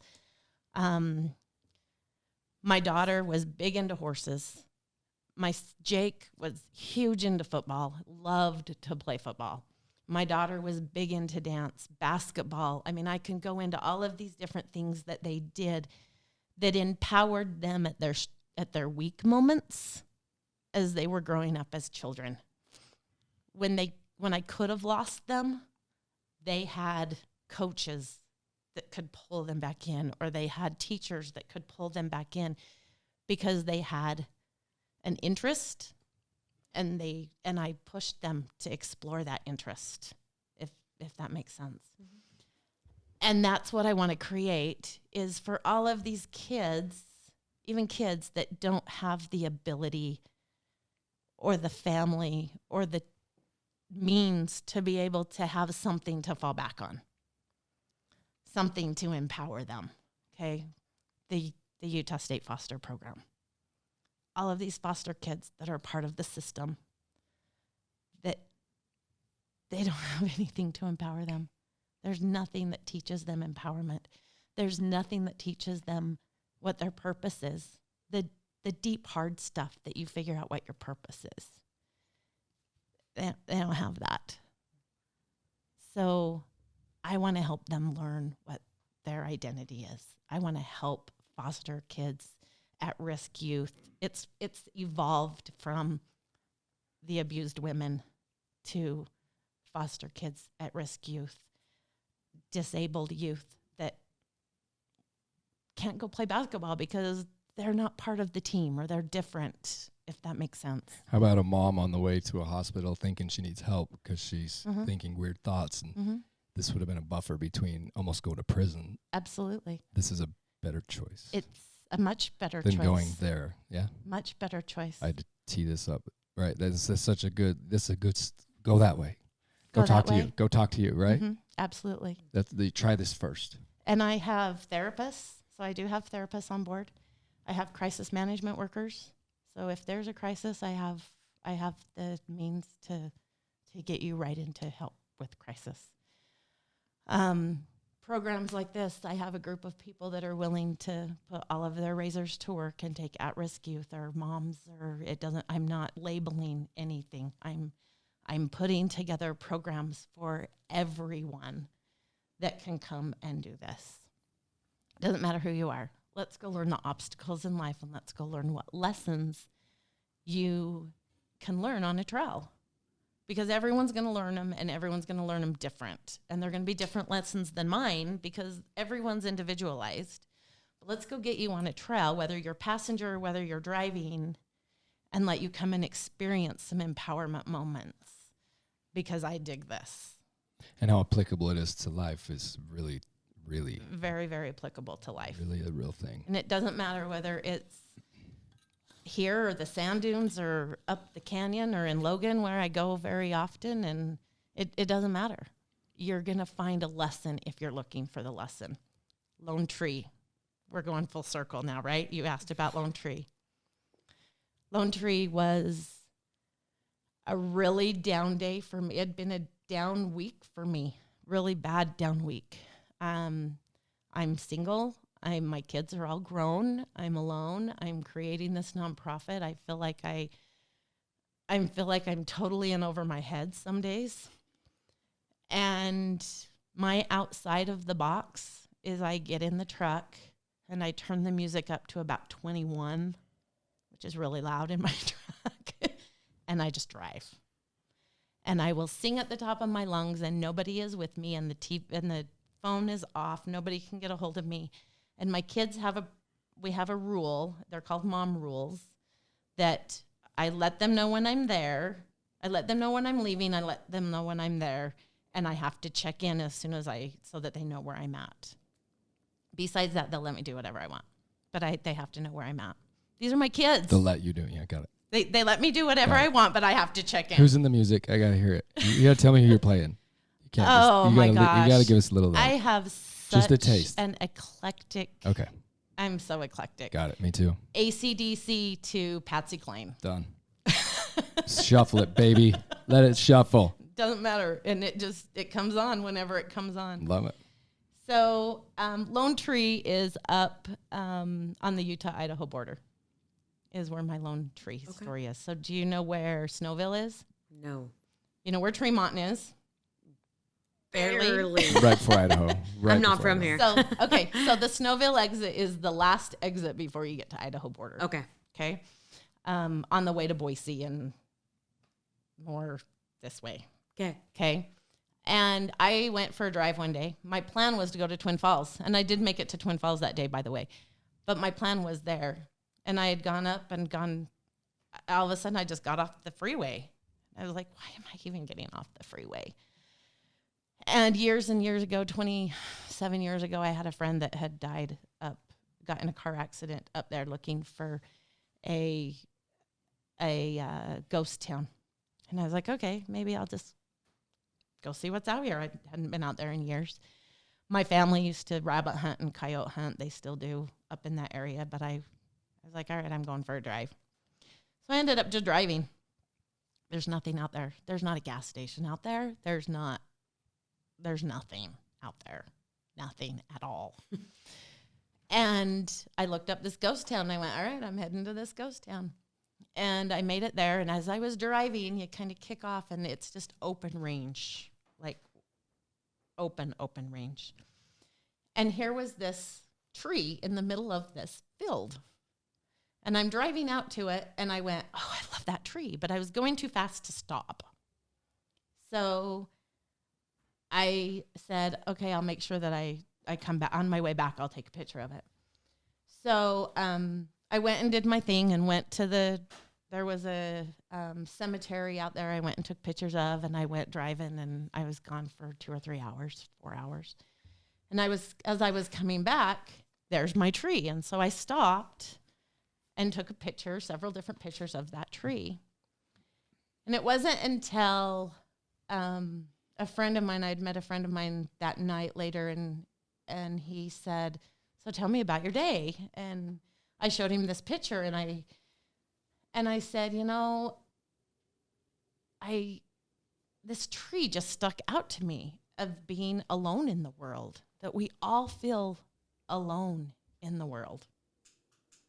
I don't think at any time any one of us does not at one time or another feel alone. Like no one's listening, no one cares, all of these different things. And this tree represented that for me. My kids are all gone. They're all grown. They all have their own families. They all have their own lives. They're raising their own kids, and I'm alone. And I was on a little pity party, if truth be known. And then I did the story. So I think we have to read the story. Should I read the story? Yeah. Send the story. Do it. I don't know that I can see that because I can't see. Can somebody see better than me? I think I can see it. Can you see it better than me? Sometimes lessons come from the most. Nope, it's blurry right there. Oh, there we go. Okay. If I have my glasses on, I can see. Binos. I need ooh. God, I need fucking glasses. Sometimes lessons come from the most that's unexpected places at unexpected times and in unexpected ways. As I was driving to the middle of nowhere, a lone tree in the middle of an open range caught my attention. The thought immediately came that I needed to take a picture, but I was going too fast to stop at the moment, so I resolved to make sure I stopped as I came back that direction. On my way, I snapped a quick picture to remind me of the inspiration that a single tree standing alone in the middle of an open range in the middle of nowhere brought to a troubled heart and a mind looking for answers to her prayers. I felt like I related in some way to this tree that stood alone, exposed to the elements the world threw at it every day. I felt a sense of inspiration when I looked again, seeing that regardless of where it stood, the tree stood upright, tall, and proud of what it was. This tree was taken in an area of Utah that is exposed to the elements. The majority of the landscape is open range, ranches as far as the eye can see and beyond. There is little protection from the exposure that exists, which requires a great deal of strength and resilience. The floodgates of unexpected lessons and clarity opened as I looked back at the picture later in the day. I zoomed in on the trunk of the tree.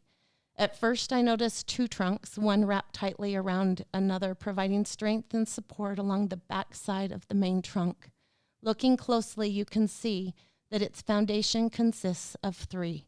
As I have studied this single tree with the help of a few friends, I have come up with a few perspectives. It is evident that the elements that have had their effect. The bend in the trunk proved that it has had to withstand its share of storms over its lifetime. The tree knows its purpose. It is confident in its worth and what it offers to others. Cows that graze on the range in the summer months eat from the branches they can reach, which creates the well-groomed appearance. It could be assumed that they stand beneath the tree to take shelter from the storms. If you look closely, an eagle has found a perch. I thought it was an eagle at first. It really is a hawk. If you look closely, an eagle has found a perch on its highest branch, resting for a moment from the journey or scoping out the landscape looking for its next meal. Whatever the case may be, the tree has embraced its purpose and stands tall in knowing exactly what that is. I connected to the tree in a very personal way. I was reminded that I have been faced with the challenges the world can throw out at you, and on more occasions than I can count. With each storm, building my support system has helped me strengthen my foundation, which has been essential to healing. Emotional and mental together as one, physical and spiritual represent the other two. Together, they have strengthened my foundation, which has helped me get to where I am today. Each branch has been built on relationships and connections I have made with special people in my life, and those relationships continue to grow every day. My family, my friends, and possibly the most important is my connection with my Father in heaven, who has wrapped himself around me and provided strength to my foundation, at times without me even knowing that he was there to do so. The elements in my life have created a bend in my trunk. PTSD, major depressive disorder, anxiety, abuse, fear, and loss, to name a few. Each are the elements that have made me who I am today. I find myself more than I would like to admit, feeling like I am alone in my battle to find my ultimate purpose and worth. I learned a valuable lesson at an unexpected time, in an unexpected place, in a very unexpected way. I was directed to this tree to remind me that no matter where you are placed in life's path, you are not alone. Sometimes you have to slow down, go back to simpler times, and remember who you are and who you were created to be. Refuge from life's storms come through connection with others along the way. With the support of my family, friends, and my Father in heaven, my foundation is strong, my worth is great, and my value is evident. I doubt this tree would have ever expected to teach me the lesson it did today. I am forever grateful for the simple things that help empower me to live my best life. Good God, bro. That is intense. Damn. That's gnarly, man. So There's a whole lot of love up in that. Wow. you wouldn't think That's that cool. a tree would teach you that, would It's you? pretty amazing when you just kind of give a shit. You're like noticing all this beauty in yourself, in a tree. This is what I do. You when notice such beauty in such small things. And that's what the nonprofit is really all about, is helping people find their own purpose, their own identity. At the same time, everyone has a voice. The mission statement clearly states it is a safe place for you to share your feelings, your emotions. You have a safe place to voice who you are and what you need without judgment, there is no judgment where we stand, because we've all been there, maybe different ways, but we've all been there. And after COVID hit, it's even more essential, because we've all been so isolated in our own worlds, in our own four walls, in our own boxes, that we don't know how to get out anymore. We have forgotten what connection's all about. And that's really what this is this is building those connections so that we can all interchange, interlink, and help each other through what could be hard times in life. We need those connections. We need those people.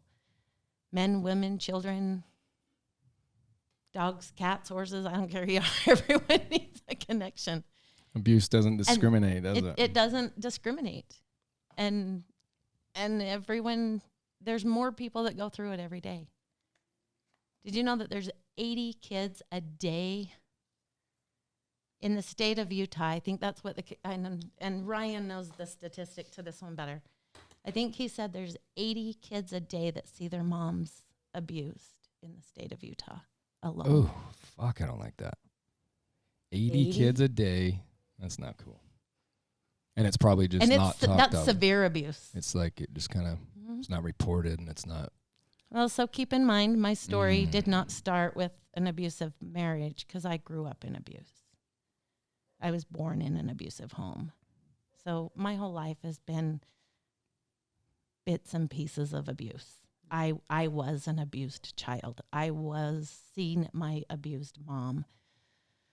My dad tried killing my mom when I was 9 years old.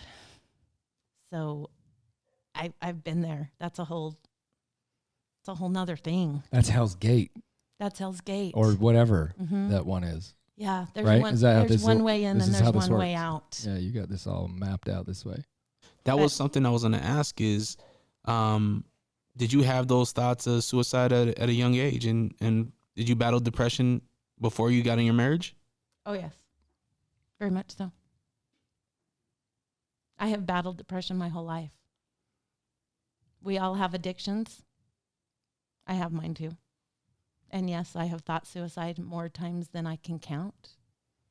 And it's something that, it's like an alcoholic.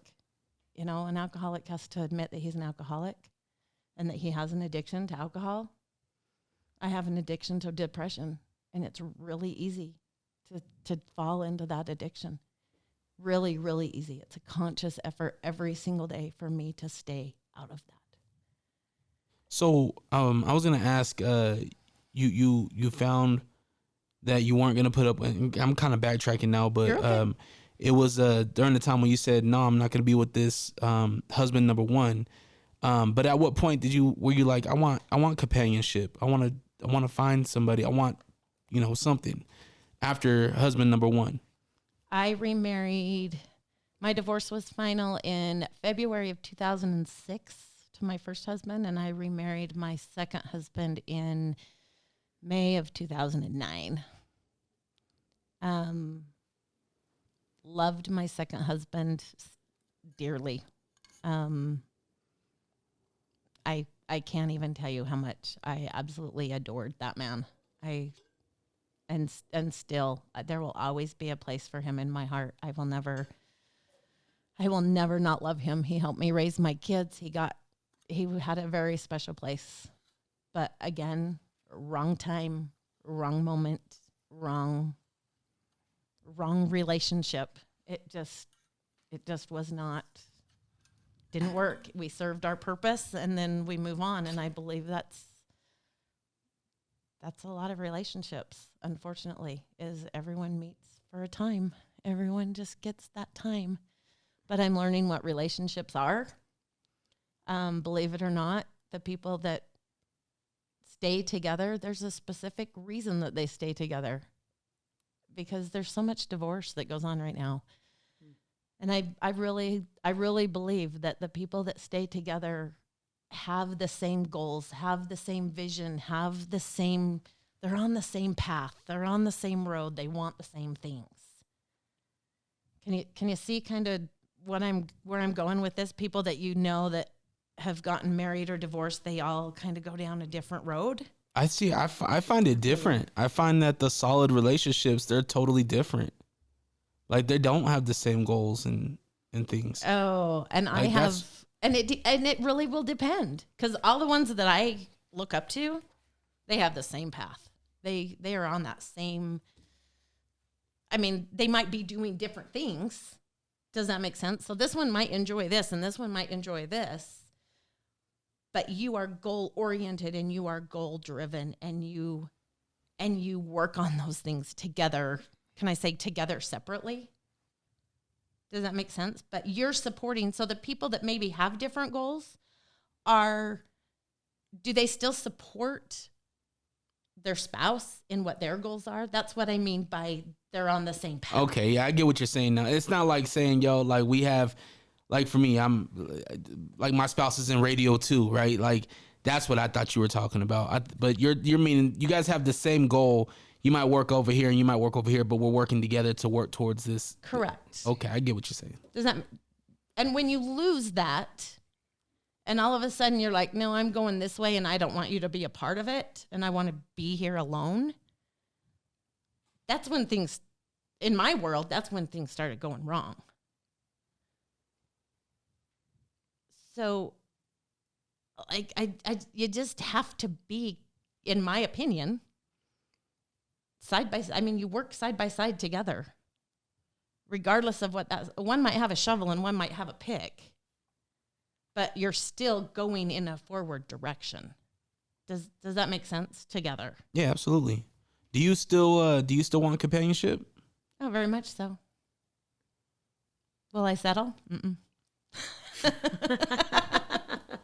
Do I need companionship? No. I can back in the trailer. I can put the razor on. Yeah, I think you're just fine. You'll be okay. God bless the guy you get, though, man. He's gonna be a good one.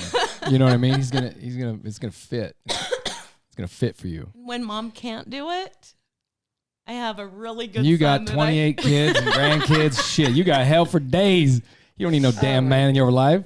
I call my son on occasion. He's putting the new motor in my side-by-side right now because my motor went. And I was like, son, I got to get on the mountain. He's like, come on, Mom. So he's helping me get that done. Now all of a sudden the village is kind of raising itself. Doesn't seem like now the village is would raising have Mom. 13 It's called reciprocity, grandkids. right? It's reciprocity. What you give, you get. You don't get what you want, you get what you are. And my kids are great. You know, my second son, so I'm not going to throw out names, but my second son got 2 little kids. His wife works for me. He is an engineer. He's a structural engineer. He's also got another degree in auto body collision repair. So he is a very talented person that way. And he helps Mom a lot with the razor, actually. He helps me a lot with everything, but he's been really good to follow me through this. Doesn't sound like you need much help with anything to me. You know what? He helped. I do. I You're really sneaky. do. Sneaky. I really need it. And he helps me a lot. And I spend a lot of time on the mountain with them and his boys. He's the one that I go on the side by. They are the ones that I go on the side by side with, and Nice. and we spend a lot of time together and we have a lot of fun. My third son is, and this is just how different they all are. My third son got his degree in business management. He works for Fidelity Investments. He's got 4 little kids. His wife homeschools his kids and is as talented as can be. And they are so focused on the same. All of my kids are very focused on being in the same direction. So they learn that really well. They all wonder how they learn that so easily. They all communicate really well together. I could not have handpicked the spouse for my kids better than they did. My kids picked amazing spouses, every single one of them. Even my oldest son, he is a a superintendent for a commercial roofing company. Him and his wife are 2 peas in a pod. They get along great. They're great parents. They do the razor stuff too. So they're always out with their kids, and they're very kid friendly and kid oriented and very much very independent. I raise very independent children. Go figure. Yeah, this is all. It all just works. Yeah. When you mentioned when you were younger, like you've seen a lot of abuse with your parents. But obviously it sounds like they didn't make an effort to either get you a therapist or talk about your mental health. Is that different with your kids? Did you, I mean, because obviously they see mom and dad go through a lot. Did you ever put them in therapy or talk to them about those kind of things? I offered therapy to every one of my kids. One has gone. My baby has gone to therapy. None of the kids have, but I was always the mom that would talk to them. And like I said, I don't offer information. I don't just come out and go, oh, yeah, here we go. I don't offer the information, but if my kids ask me a direct question, I will give them a direct answer. Period, the end. When my oldest son was 13 years old, he was probably not even 13. He was probably 9 or 10. He straight out came to me and said, Mom, am I adopted? I went, you sure are. And he says, where's my dad? And I said, I don't know, son. But your dad, Dave, adopted you, so he's your dad. He's like, no, where's my real dad? And I said, I don't know. But he was 9, and it was one of those, I didn't offer the information, but when he came and said, hey, Mom, then I came and said, hey, yeah, here we go, and I'll answer it, but I'm not going to offer it. My youngest daughter, she remembers more. I don't know how she remembers so much. She remembers more, and we've had a lot of backyard conversations. So she probably has asked the most conversations. My third son, we've talked a lot about things. So he's asked questions, and I've responded. Me growing up, I do this for a different reason, because me growing up, it was a secret. There wasn't abuse in my household. It was a total and complete secret. It wasn't something talked about. Still to this day, I could not go to my parents and say, hey, what about this? Very common thing, I believe, in that era. I would never, I truly, truly believe I will never get the answers to my endless list of questions about how I grew up. So I've just had to roll with it, if that makes sense.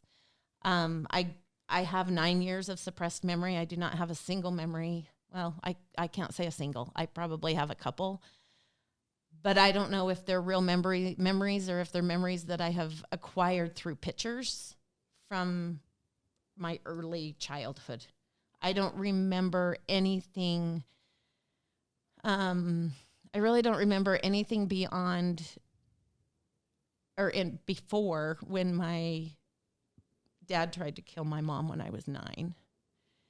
And then the divorce, and then my parents remarried. That's a whole nother story.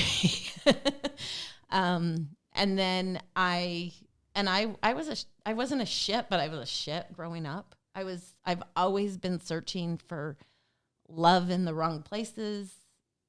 I mean, it's part of that abuse life. I was molested as a child. I was molested when I was 8. I was molested when I was 9. I was molested when I was 11. I was raped when I was 16. So, like, my life hasn't been easy by any means. And there's a lot of lessons that I'm learning from it. And I've spent a lot of years playing a victim role. And there's a lot of times that I still can fall into that victim role. I'm pretty good right now, but don't think that I don't have those days that I go, what the hell? And then I have this big V in my head saying, yep, this is me.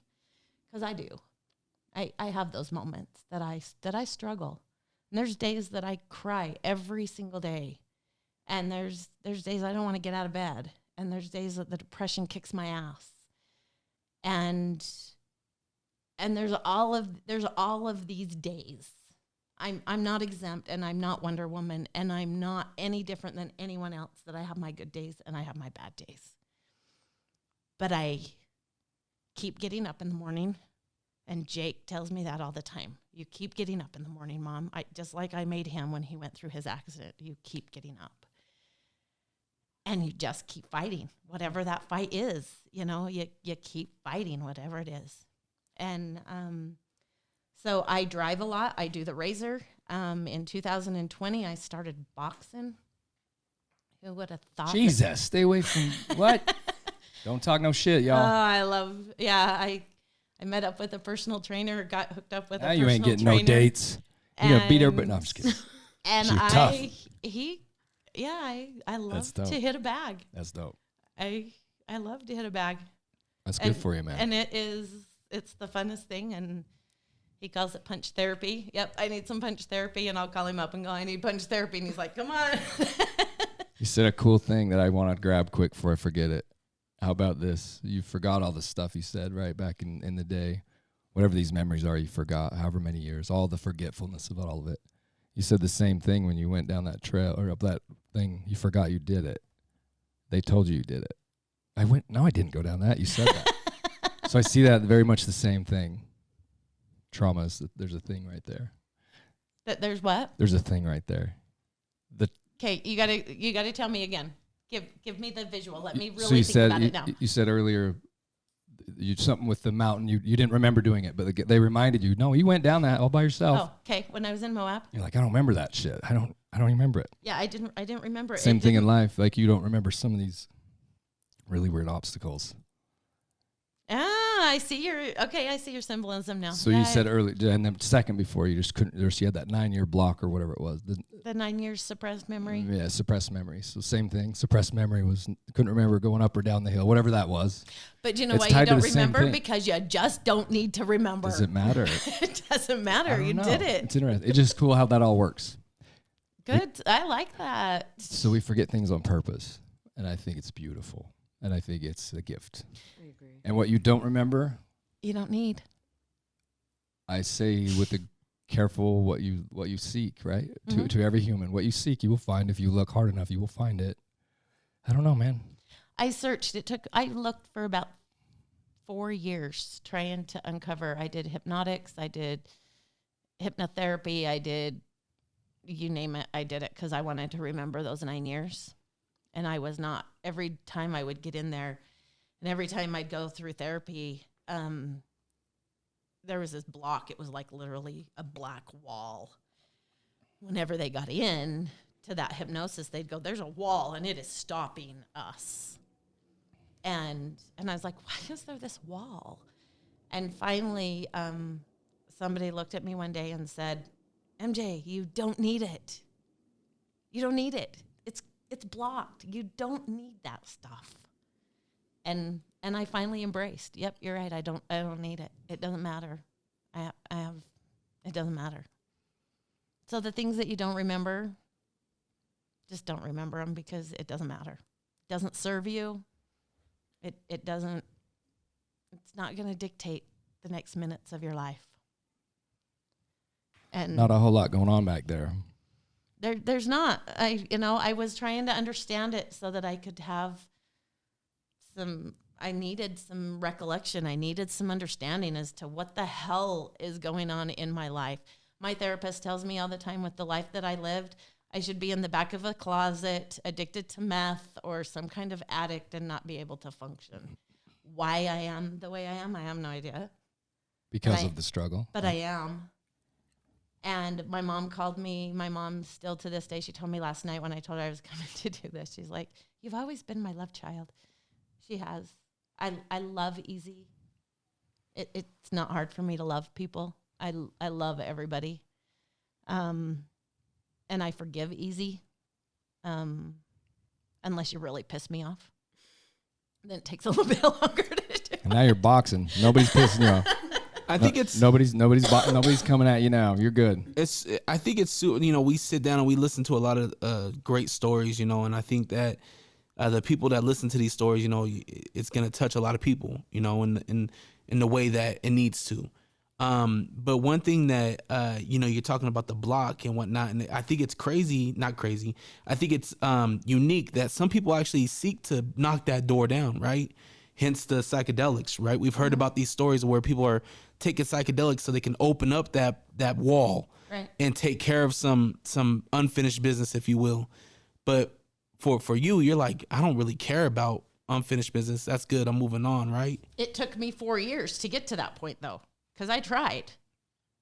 I tried to knock that wall. I wanted that wall knocked down hard. I wanted to know why. Why did I have 9 years? What happened in 9 years that was so bad that it had to be taken away from me? Can I throw in my 2 cents? Yeah, fuck yeah, it's my show. Stop. This is all intent work. I see so much intent right here. When you went back for that, what was its intent? I think it'll come to you when you're ready for it. This memory, if you wish. It might. If it will. It might. If it's right, I think. It's there for a reason. It's okay. What things are, they are. It's like, got you. Force. I'm not going to force too hard. Okay, I see.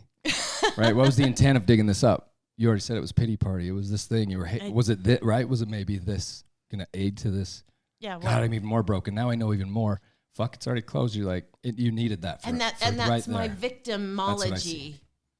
That's what I see. It's beautiful.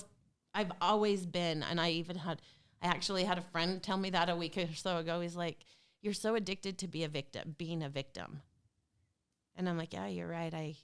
I do get in because of that addiction, that's always in the back. Anytime you're addicted to something, there's always that desire to want it back because it's comfortable.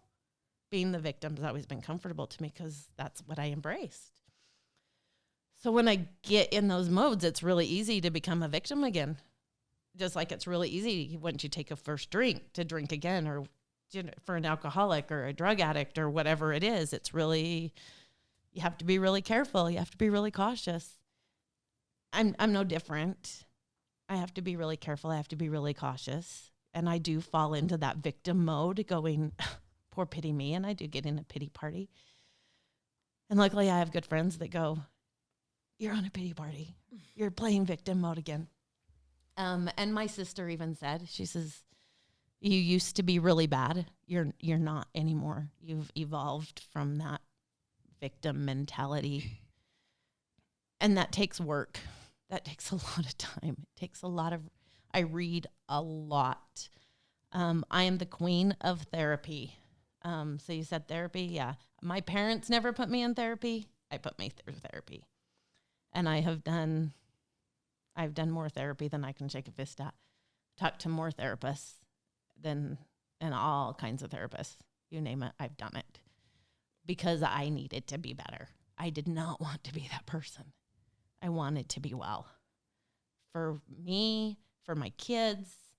And then so my kids, here I was raising my kids. So my third child, I said, was Fidelity Investments. Great dad, great mind, great inventor. He actually helps me with the nonprofit. He does all of my digital, all of my internet, all of that kind of stuff for me. My fourth child, I'll keep going through that for a minute. My fourth child, she's a shit. She embraces being a shit really well. And I would tell this to her face too, so it really doesn't matter. You're gonna be good, just be bad, be good at it, man. That's the way it is. She has given me a run for my money since the minute I conceived that child. Good. Good, right? She still does. But she has embraced her calling. She drives semi for Wasatch or for Golden Beverage and does a really stinking good job of it. And there's not very many women that can back a 57-foot trailer into a docking bay. Imagine do that. it with grace. Imagine that. I'm so surprised. Right? Look what you've done. She does it better than I do. Look what you've done, man. They had a good mentor. So, she does it well. Jake is my miracle child, but he never stops. He's embraced keep fighting and I'm so grateful that I still have him here breathing, that I get to go back and enjoy watch his that world show every day. Do it right now. Oh God, it's good. Becca,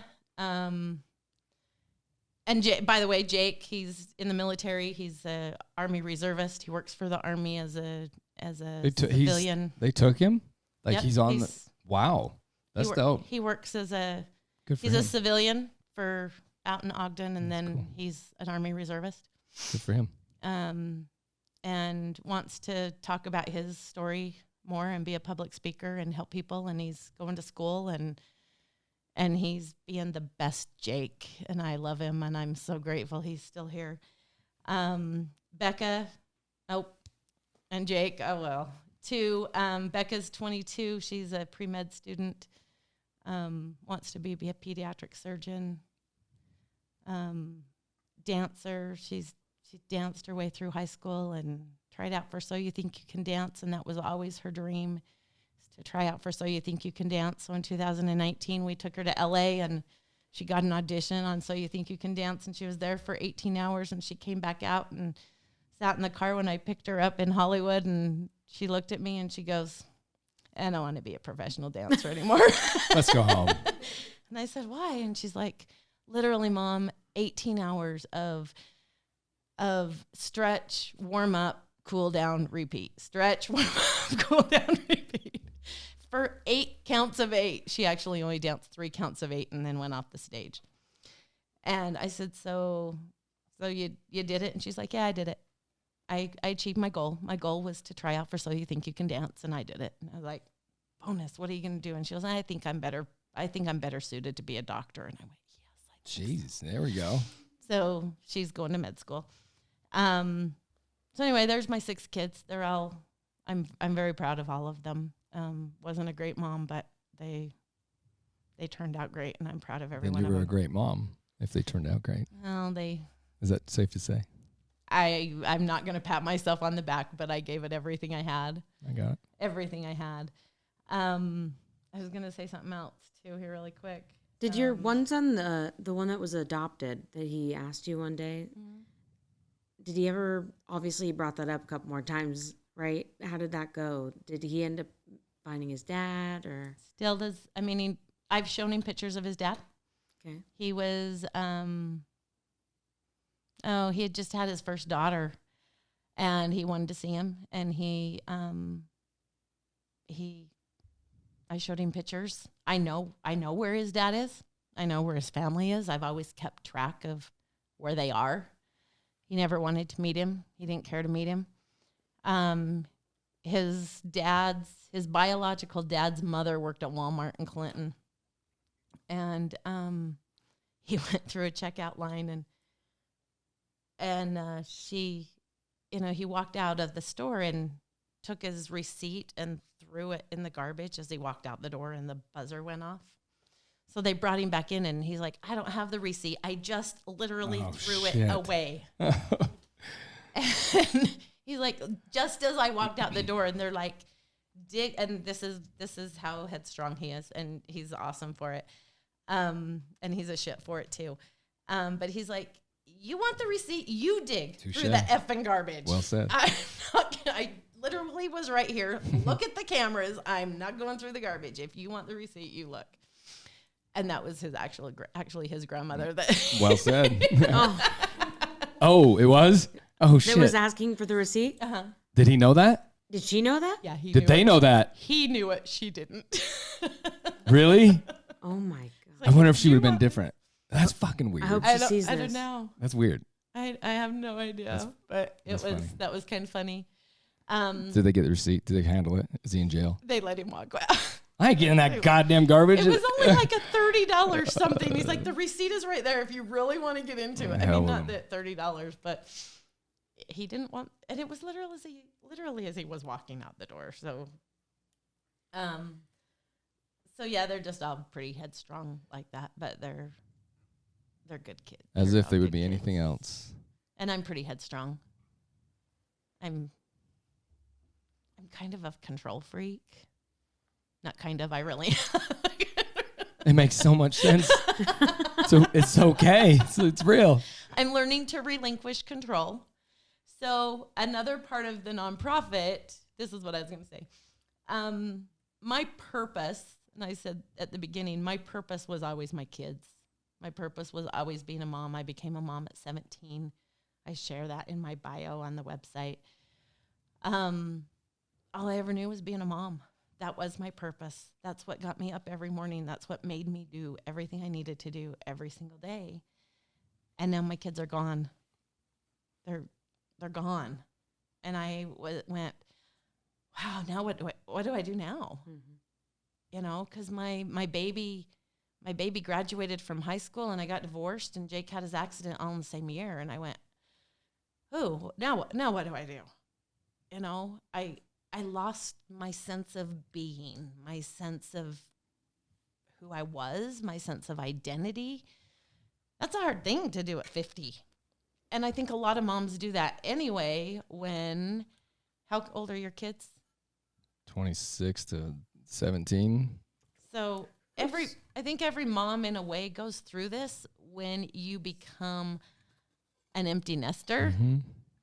Dads are like, yes, I'm done. I don't have to do this anymore. And moms are crying in bed with their yogurt or their ice cream or their alcohol. It doesn't matter what it is going, but they're gone. Yep, 100%. Because our whole lives revolved around being a mother. You see, you know. And all of that happened to me in the same year. And I went, what's my purpose? I never knew who I was because when you're 17, like 17 to 22, 24, 25, you're learning who you are. Yeah. You're exploring life. You're doing stupid things. You're finding out who you are, who you want to be, all of those things. I never did that. You already had 2 kids before you're 21, right? I had 3 kids by the time I was 21. Yeah. So I was like, whoa. All I knew was being a mom and making sure that they were taken care of and that they were. And I didn't have a good role model. I didn't have a great parental role model. So I learned by a lot of trial and error. Hence why I say I wasn't a great mom. Mm-hmm. My kids turned out really good for not having a good example. Like I had no example. I had to take examples from everywhere around me to even become half of what I am. But my kids have learned based on my mistakes, and my kids are great. I mean, they're great parents. Are they going to make mistakes? Abso-freaking-lutely. They're going to make them. And I hope they make them. You know, no one can be perfect. I hope they make their mistakes because that's how everybody learns, is by making mistakes. The best book that I read, and I'm a big reader, is called Chasing Failure. And it literally is all about failing and all the times that you fail and all the things that you can learn by failing. Reading's huge. Have you ever read Napoleon Hill? You ever read Napoleon Hill? World's best author ever. I love him. Early Depression. He's an early 1900s author till 1970s. Read some of the Laws of Success, Think and Grow Rich. Awesome books about success and about overcoming obstacles. And if you haven't read them, I challenge you to. I want to read your book. Okay. Where is it? Challenge accepted. You got a free copy when I get it done. I want it like now. Right now. Let's get this going. You know, I have struggled with what to write. I'm not afraid. Obviously, you can tell I'm not afraid to tell my story. Well, you have so much written down It's already now, there. right? See, you're killing me. It's already there. I'm not afraid to tell my story. You said there's piles of it. Let's just compile There is it. so many piles. There's so many piles. Do you have it in order, or is it just there? It's just I have so much stuff. Whatever the guy is that organizes it. You need someone. I do just need someone. Yeah. And just somebody come and write for me. And then the problem that I have too is I'm a perfectionist. So you want to correct it. So I would want to correct everything. Yeah.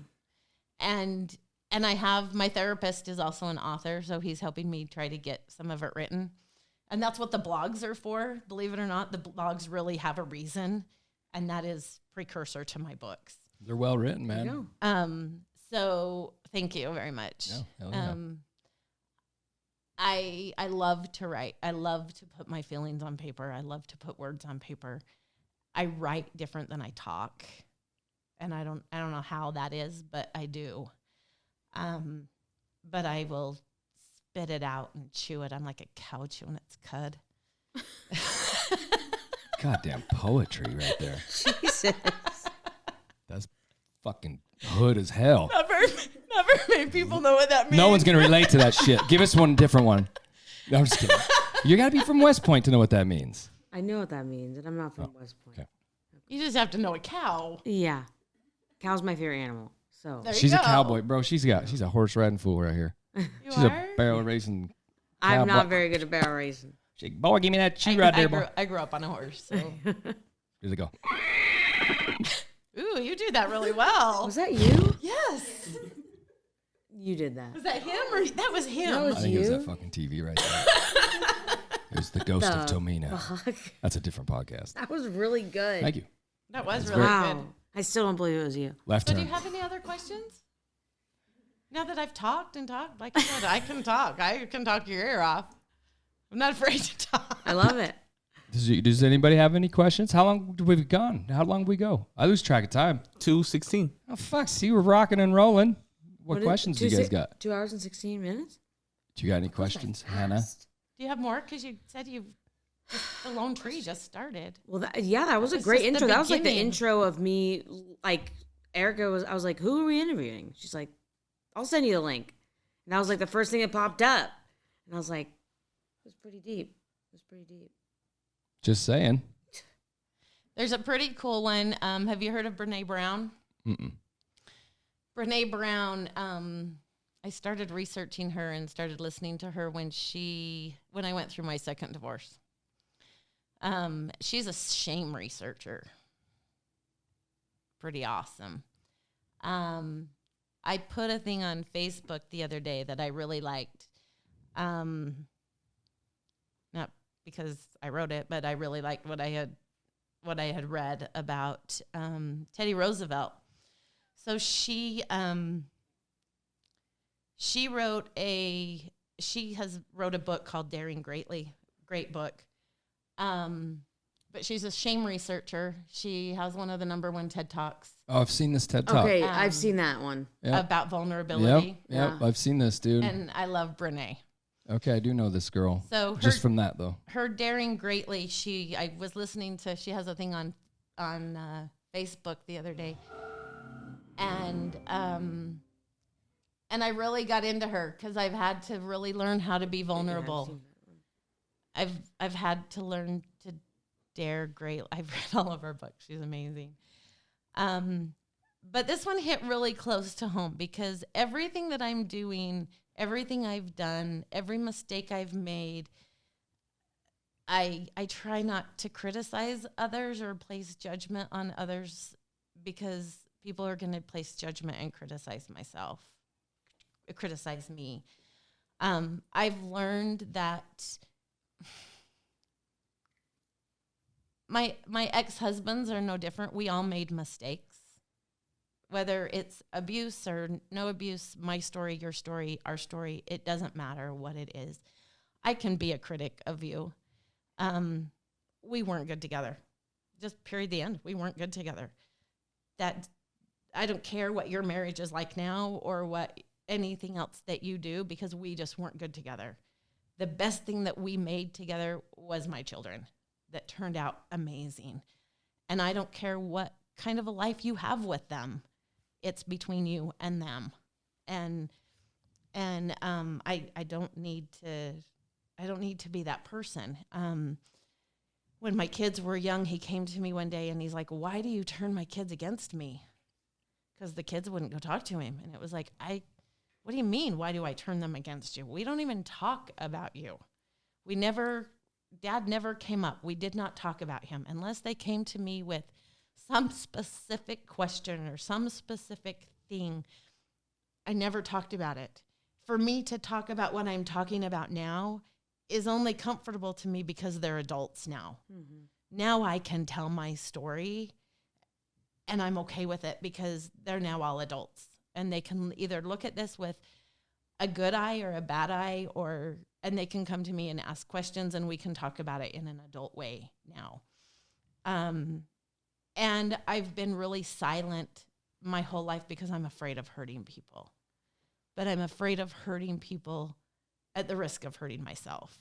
And I'm learning, that's something that I've had to learn to come out of is, why do I keep allowing myself to be hurt to save you?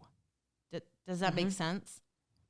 But at the same time, I'm very cautious in how I say things because I don't want to intentionally hurt you, if that makes sense. I don't want to be that critic. Does that make sense? Yeah. And I don't want to be, we all have our different moments. We all have our different journey. And my ex-husband's journeys, both of my ex-husbands, their journey is far different than mine.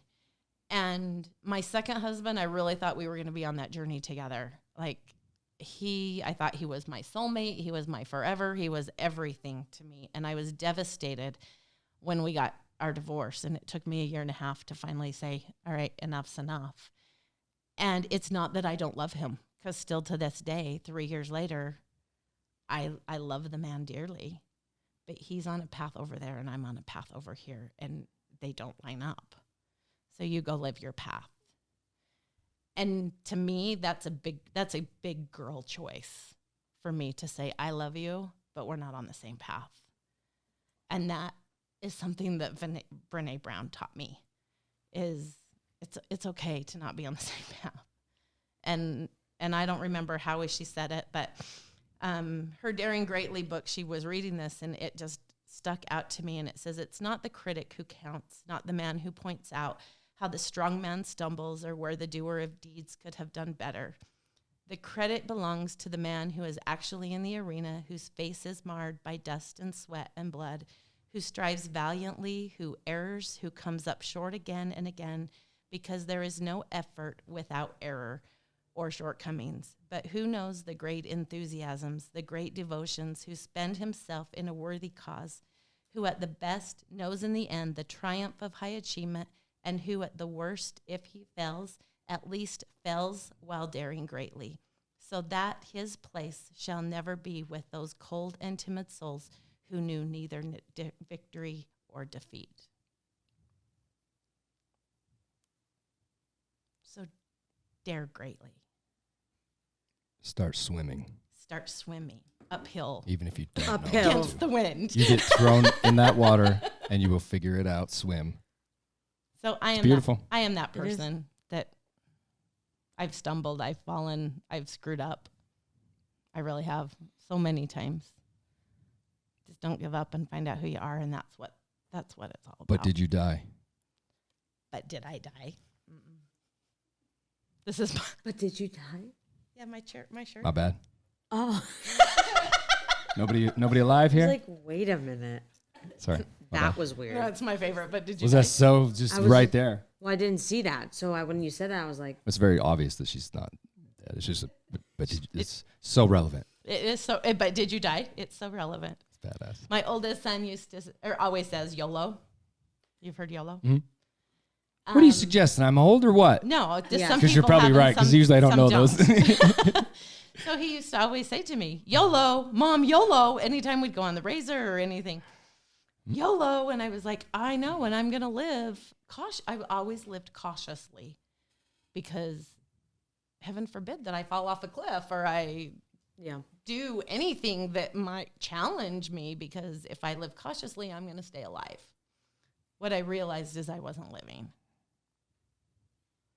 So his YOLO, the first time I went to Moab, I went alone, and the whole time I cried all the way. Believe it or not, I cried all the way through, because I wanted my kids there. I wanted my son to see me live. I wanted him more than anything in this world to see me live. Because every time I'd do something, I'd hear YOLO in the back of my head. And I'd go, all right, I can do this. YOLO, Mom. And the whole time, that's all I wanted to do was I wanted to call him up, and we still haven't talked, but I wanted to call him and go, guess what I did? I lived. So live, dare greatly. Don't let I want people to live. Find their empowerment in whatever they're going to be doing, whether it doesn't matter who you are. And I hope one day people will want to join this, because I can't do it alone. And this is a new nonprofit. It's 3 months old. How can they join it? Call me, donate. Let's send it. Send it. What's the info? It's all on my website, buildingconnections.org. My Building phone Connections with an X. with an X. X. Yeah, CONNEX. CONNEX. We are a registered nonprofit. Believe it or not, that happened in 3 days. So tell me that was not meant to happen. So is it your cell phone that's on there when they call? It is my cell phone. It yep. is. Yep. Comes right to me. Email. You can email me as well. Donate. I'm hoping to be able to take, like I said, your donations. I have so many programs that are being put together. I'm trying to put one together for 8 to 12-year-olds that teach what emotions are.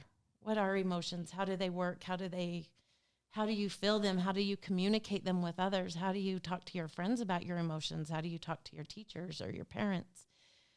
How do you do all of these kind of things? That's one. I've got another one I'm doing with the youth, campfire stories. I'm going to do it around the campfire. And they can literally just talk about being in the box. All of the things that they struggle with to learn who they are in high school. All of the goals that they have to make. Do they want to go to college? Maybe I hate my friends today, or this person's bullying me, or there's so many different things, and these are all just things that they can talk around a campfire. No judgment. It all goes into the fire. Can they just call you and do it over the phone, or do people have to come meet you? Can they call with a quick bump of advice kind of thing? Absolutely. Hell yeah. Cool. Yeah. I just want these. I'm building these programs that they're to put together that they can come and learn, kind of like us right here in a group that says, you are my friend, because I now know your story, you know my story, and they're not really that much different. Because at the end of the day, are they really that much different? Different ingredients. Yep. A little more flour, a little more salt, whatever, right? And then I want to do a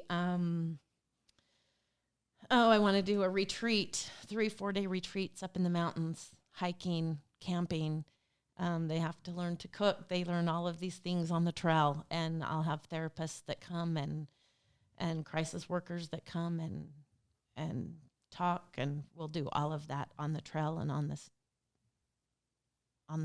How soon when it's all rolling? Tell you it's like rolling full steam if everything goes cool for you think? Right now I'm doing it alone. Just just see as it goes, man. It really is just see as it goes. Yeah, but in the meantime, meantime, I am going to put I'm really big into the gym right now because it's helping my mental stability. It helps everybody's, by the way. Everybody, yes, it does. Jake is a big trainer of that, and my trainer. So I am going to do a 75 hard challenge. You've heard of 75 hard? Mm-hmm. I am putting together a 75 hard challenge where we are going to do it together on I have a Building Connections Facebook page as well.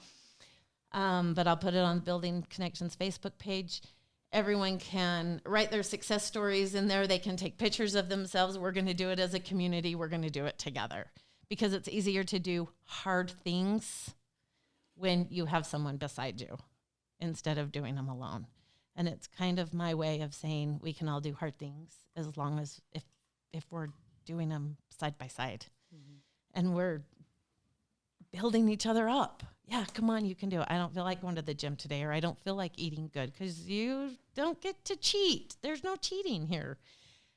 I probably need it more than everybody because I'm not, even though I want to do it. Yep, let's get it done. I want to build that.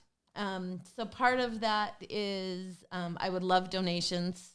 You don't have to donate, but everyone gets something out of it when they put something into it. So I'm hoping that they can donate to the cause, donate to the nonprofit. I'm not putting a dollar amount on it. I don't care if it's 50 cents. I don't care what it is.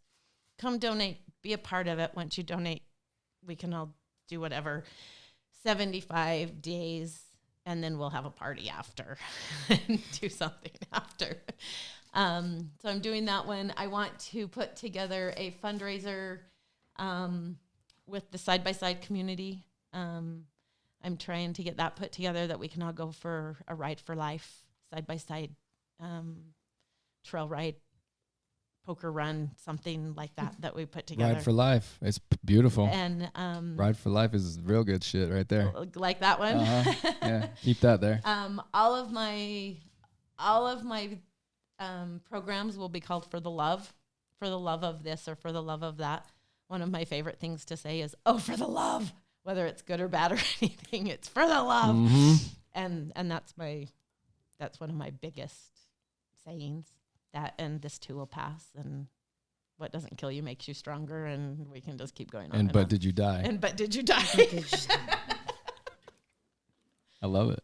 So, anyway, Well, I think you're psychotically inspiring. I think you're unbelievably, good God, determined. It's cool to see, man. It's cool to watch all of that be so beautiful. It's just beautiful to me. You're so sweet. Call it what you will. Everybody has their own idea. I'm okay with it. I said it. It's beautiful. It's all beautiful. The more of the tragedy, all of that, is just you. It's beautiful. And I you're coming out of didn't it. know where this was coming. Like when I came, I was like, what are we going to talk about? I have no idea. Doesn't matter. We're going to go to. So I had no clue that this was the direction that this would go. It's kind of crazy that it went in this direction, but I'm good with it. I kind of demand that. I don't like to know because that's how life is, I think. We don't know. Yeah. So I like the show to be like that. This is Yeah, life. Real life. You don't have you don't know. You can just plan away. Go plan away. I was like, Just let it happen. What am I going to talk about? Let it How grow. am I gonna Watch what talk about happens. this? Watch what happens when it just grows. It's weird. What else you got from this young lady?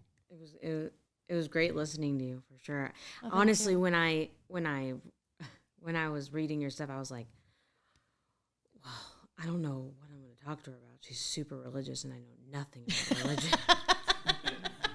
I literally said that to Junior, and Junior's like, we'll see how it goes, or something like that. I was Got like, that one. Were you what the heck? nervous? I was like, is she I don't get- religious? Like super religious that we're talking about just religion?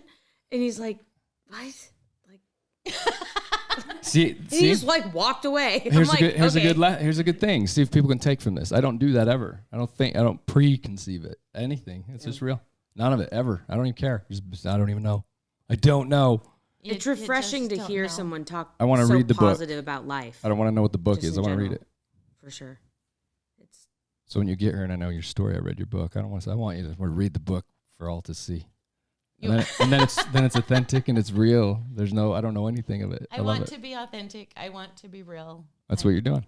And like I said, I'm not afraid to tell the story, but I'm going to be really honest. This is the first time the story has been in this kind of a setting, and more than me and you have heard it. So this is a big out of the box moment for me as well, because this is the first time I've told this story that people can hear that could really get me in a lot of trouble. Everybody's going to relate to it and love it and use so much out of it. This was a big moment. So, and I'm grateful for it. So thank you. As am I. Because it's a pretty huge moment for me to even be in this setting. And I've known that it's something that needed to be done because I'm usually I'm not a quiet person. I'll tell anybody one-on-one. Anyone, I'll tell you my whole story all the time.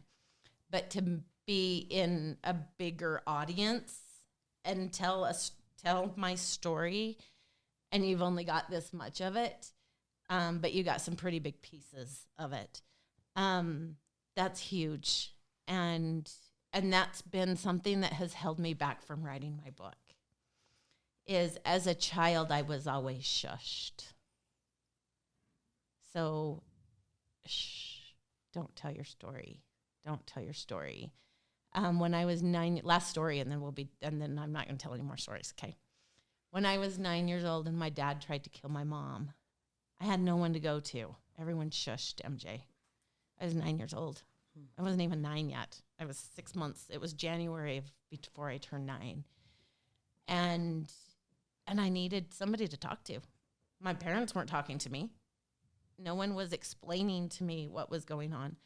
All I knew is that my dad tried to kill my mom. And how many 8-year-olds understand that? None. How many adults understand that? Probably none in the whole grand scheme of things. So apparently, that memory had always gotten to me really big. And I don't remember talking to people. That came several years later. I was going through hypnotherapy back, I was probably 30 years old, between 30 and 32. And I was going through some hypnotherapy sessions. And I let there be students in the room when I was doing the therapy so that they could learn from my situation. And I remember in the corner, I walked in and I remembered her like it was yesterday. And I looked at her, and it was my 3rd grade teacher. My 3rd grade teacher was my teacher when my dad tried to kill my mom. And ironically enough, when I went through hypnotherapy, the memory that came back was the moment that my dad tried to kill my mom. So now it's my memory, me, and my 3rd grade teacher all in the same room. Wow. Like, that just doesn't happen, right? So I go through this whole hypnotherapy, and I get done, and I sit up from the hypnosis, and I look over at her, and she's just sobbing. She's crying, and the hypnosis, the therapist looked at her and said, "Are you okay?" And she says, "I was the teacher." And he went, "You what?" She's like, "I was the teacher. I was the teacher that had to shush her, that had to shut her up, that had to tell her to stop talking to administration, to the adults, to the friends, to the kids, because I just wanted somebody to listen to me. I wanted to tell my story. I wanted to be heard. I needed to get it out, Yeah. But it kept getting pushed down and down and down and down. And she says, had I known that now 20 some odd years later, you are still dealing with those moments, I never would have done it. So and from that moment, it wasn't even that. I have one sister. If she hears this, she's going to kill me. But I have one sister that is like, "Why do you talk so loud?" Because I'm really loud. Do you know why I'm loud? Because I need to be heard. So I'm just loud, and I've always been loud. But why? I don't know why. But she's always saying, "Shut up! You're too loud." So again, I'm being shushed. So as a result of that, I've always been really afraid to talk and to share. And I'm subconsciously afraid to put everything down on paper.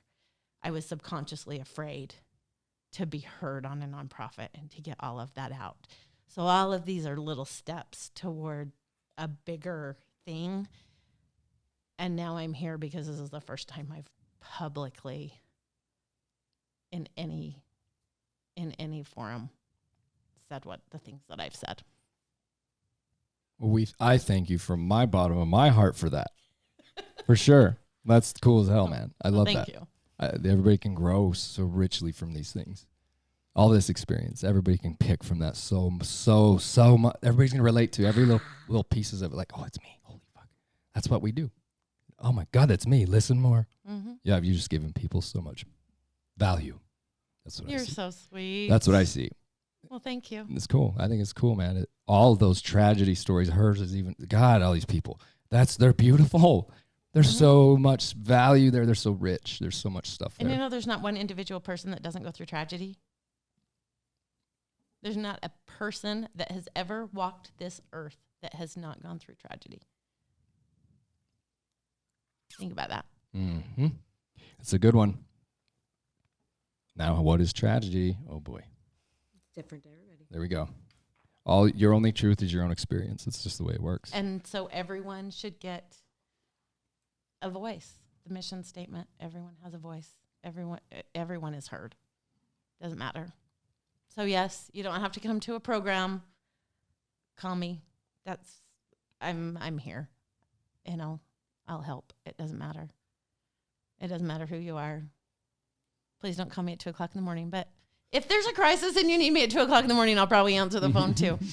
But yeah, obviously we'd like to ultimately get the programs together that you can be a part of those connections. Yeah. But it'll evolve. It's going to grow. It's going to grow. It's going to kill it. It's already grow wing. And then it's going to grow wings. It's going to be the bird. Yep, it's already doing it, man. It's already doing it. It's going to be the bird. I truly believe it. And I'm excited to see where it's going to go. So we sent out everything people can reach you at, did we not? Everything's out there. We said what they got to say. I think so. The number, that's all there. We said this. We did this. Mm-hmm. Building Connections. Buildingconnections.org. Okay. CONNEXTIONS. Actions. .org. There's a Facebook page under the same thing. You can reach me at both. My cell phone. It's with me all the time. If you don't get through, text me. I'll answer a text probably faster, especially with work during the day. But if I know, then yeah, we'll hook you up. I have, like I said, great therapists nationwide. It doesn't matter. I have people that can help. Crisis workers. And if I don't have them, I'll find them. Because you're not alone. Men, children, women, I don't care who you are. What age, it doesn't matter. I think it's beautiful. I think it's absolutely beautiful. And I'm looking for volunteers to help. I really want to put a mastermind group together. Well, let's get the ball rolling. Yeah. Part 2. Look out. We can do all kinds of them. Look out. You never know. Everything happens for a reason. Do you want to know about my podcast? You have a podcast, bro. Talk about it. I want to. Oh, let's get it going. I want to. Okay, Who wants to help me with my own podcast? I want to do a Building Connections podcast. Done deal. Say less. Do it. That has women, my story, okay, my same kind of thing, women that have gone through similar situations, kids, men, I don't care who you are, that come and talk about how they have overcome their own demons, how they've overcome their own inability to identify with who they are, found their own empowerment, all of these kind of things that tell stories about how they have been empowered. Operation Hellgate. Sorry. Hell's Gate. Or Hell's Gate. I keep going back to that. That's how I see it. It's real. It's good stuff. It's all beautiful stuff. So yeah, when a podcast is in my future. And you should just do it. Rock it. It's simple. What are you're tooling up. Are you tooling up? I thought you were I just seen you tooling up, dog. I thought you was gonna slick in. Did we kill it? Did you get it? Did you put it where you want it? I'm good if you are. Oh, I love it. Yeah. I'll go all night long. I can go all night too. Yeah, I haven't even started speaking, so careful. Don't uncork it. I don't have anywhere to go, so don't uncork it. Everybody in here's got to drive their asses off, and I thank everybody for coming here. He drives a long ways down south to go home. So do you guys. So thank everybody for doing that. I know it's late all the time when we do this. Sorry, guys, but I love all of you so much. It's not that late. Thanks for coming up here. Woo woo. Does anybody have anything else? Thank you for that. You're welcome. Thank you. It's awesome. But nobody died. And nobody died. She's getting ready. She's teeing up. I'm going to take her on a side-by-side ride. I would. I'll show you videos. As soon as we're all done, I'll show you videos. Just keep her away from water. She can't swim. I'll do it. I seriously would take you. I'm not about the big cliff. Yeah. We can just go up the mountain. You can drive from here. We talked about it earlier. Full circle right there. Holy moly. You can just leave from right here. That's so weird. You can't be on the freeways with them. So what is it, like a 50? What is the rule? Is it like 50 or something mile an hour? 55. So you can't go down 193 either, legally. Legally, no. So okay, I didn't know that. That's good to know. I'm hitting the freeway. Fucking, I'm out. It's called be respectful. Don't let people. I mean, everyone is so You don't want pissed one of off them on the about freeway. it. It's wobbling. No, you don't want. I mean, I've done. So we do Bear Lake. Like, Oh, yeah. We go up to the top and go down into Bear Lake all the time, and that's about 50, 55. But It's beautiful up there. it's my favorite ride. Oh, Next- Bear Lake's cool. Next to Moab, it's my favorite. I love Moab. Yeah, they're both beautiful places. Anywhere, get out. After Move your your son's body. accident, that never scared you at all? Like, it never made you not want to jump in a side-by-side? It scared me a little bit. I usually have a helmet with me. I don't ride with a helmet all the time. I know, naughty me. I really don't. I did put harnesses in my side by side, so I'm tucked in there pretty good. And the roll cage was a whole lot different than Jake's, because Jake was on a Banshee, so he was on a 4-wheeler. I have the roll cage. I have the harnesses. I have the seat belts. I mean, not that there's not brain injuries for sure, and I should be the poster child for a brain injury, but I haven't found a helmet that I can see because I'm so short. It's part of my problem, and I know it's no excuse. Please don't let it be an excuse, but it is my excuse today. It's my reason. I'm so short that seeing over the hood of the side-by-side anyway is really hard for me. And then with the harnesses, I'm tucked so back into my seat now. And then the helmet tips my head this way, so I can't see. So it's Makes just sense. Apparently, you can see just fine. You don't remember going down the one thing. Sorry. I went up. It Or up. was different. I think it's so I'm going to cool. show you I pictures, love it. and then you're going to totally go, what? You fucking rock it. I'm just teasing you. I don't remember. It's awful fun, And though. that's a gift. Forgetting, I think, is an absolute gift. Oh, I do too. It's beautiful. It's Anyway. poetry. It's absolute poetry. You're awesome. You're awesome. Thanks for letting me come. You're goddamn right. Anytime, we'll show you how to fire up that podcast. Okay, let's If, do it. if only we knew people. If only. Got it. Dre doesn't know what the fuck he's Got doing. it. He's buying a razor. I Look know, at it. he's already fucking. He's shop. They're he's like already 40 put it in grand. his Fucking cart. things are expensive. I want one bad, but hey, that's a whole My other new thing. one, stock is 40,000. Ah, they're stupid expensive. Cole's idea is They're we're so gonna get the house, and then he's gonna ask for a little extra so we can get one of those. Jesus, you gotta sell kids and cars and gold, and they're spendy, bro. That was the best thing I ever. It was the They're funnest thing I ever dope, bought. man. They're cool. Look at that big old orange bastard. I What- know. Jesus, look And at I that thing. never in my lifetime. What is that? I bet that's 50, I like it's that. 25 grand is all? Oh, That's starting it? as low as. Oh, It's not that one. no, it's and not. that's- Nay, nay. No, it's not. So look up a Gosh, dang. pro Starting 4-seat at. pro False advertising. Let me see the one that's Ultimate Pro. That's that price. It's like looking at a Playboy. This is horse shit. This is not the one I seen. No, but they start at It's the Ultimate Pro 4. 25 grand. There you go. 31. Starting. You can just feel that Still. picture. Yeah, dude, they're Just spendy. feel They're it. so cool. Them are neat units, man. I got to get one for show. So much fun. Oh, God. I don't know if it's a good idea, but I'm definitely going to get one. Some. Probably not a good idea. I'm learning. I'm learning. You're obstacling. It's an obstacle. We all have obstacles. I never dreamed that I would learn so much in my razor. That's pretty badass. They can be scary. Yeah, they can. You really learn then. Like, Yeah. holy shit, It what am I doesn't- doing? It doesn't take much. And then you get through it and you're like, What? I did that. What did he He's do? buying He some looked razors. at razors. Oh, For some He reason, we're needs going to to buy razors. shave. I actually need to shave, Dre. Give me some of them, would you? We're ordering razors.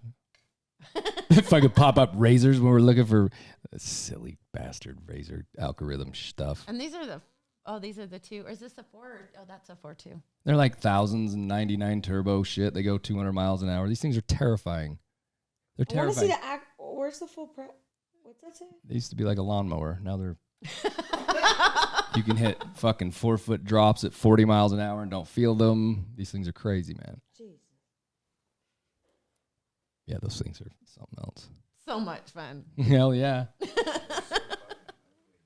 Go get wet. Go get one of them. Don't get wet. Don't tip in the water because they don't float. Oh my gosh, my son had bought one. Are we still live? But you can. Oh, we're always live. I'm alive. My son bought his brand new one. We went up to the UNS, up to the Boy Scout camp up by Lily Lake. And it was in the springtime. It was actually a month before Jake's accident. And he decided to cross the river at the Boy Scout camp. And so him and his wife and the 2 kids, all of their food, all their blankets, everything. Oh, we got a deep river. He goes, oh, boy. Down into it. He's the only one that was doing it. He's like, I'm going to do this. He gets down in there, and he made it through pretty good on the first try. He picked the line pretty well. Turned around, came back, hit a hole. The kids were wet to here. Sometimes you just did it, so just leave it be. Yeah, but what? Yeah, you have to go both ways. Sure you do. You know? That's what I understand. Once you go one way, you do have to come back to get out of the hole you're in. I'm swimming.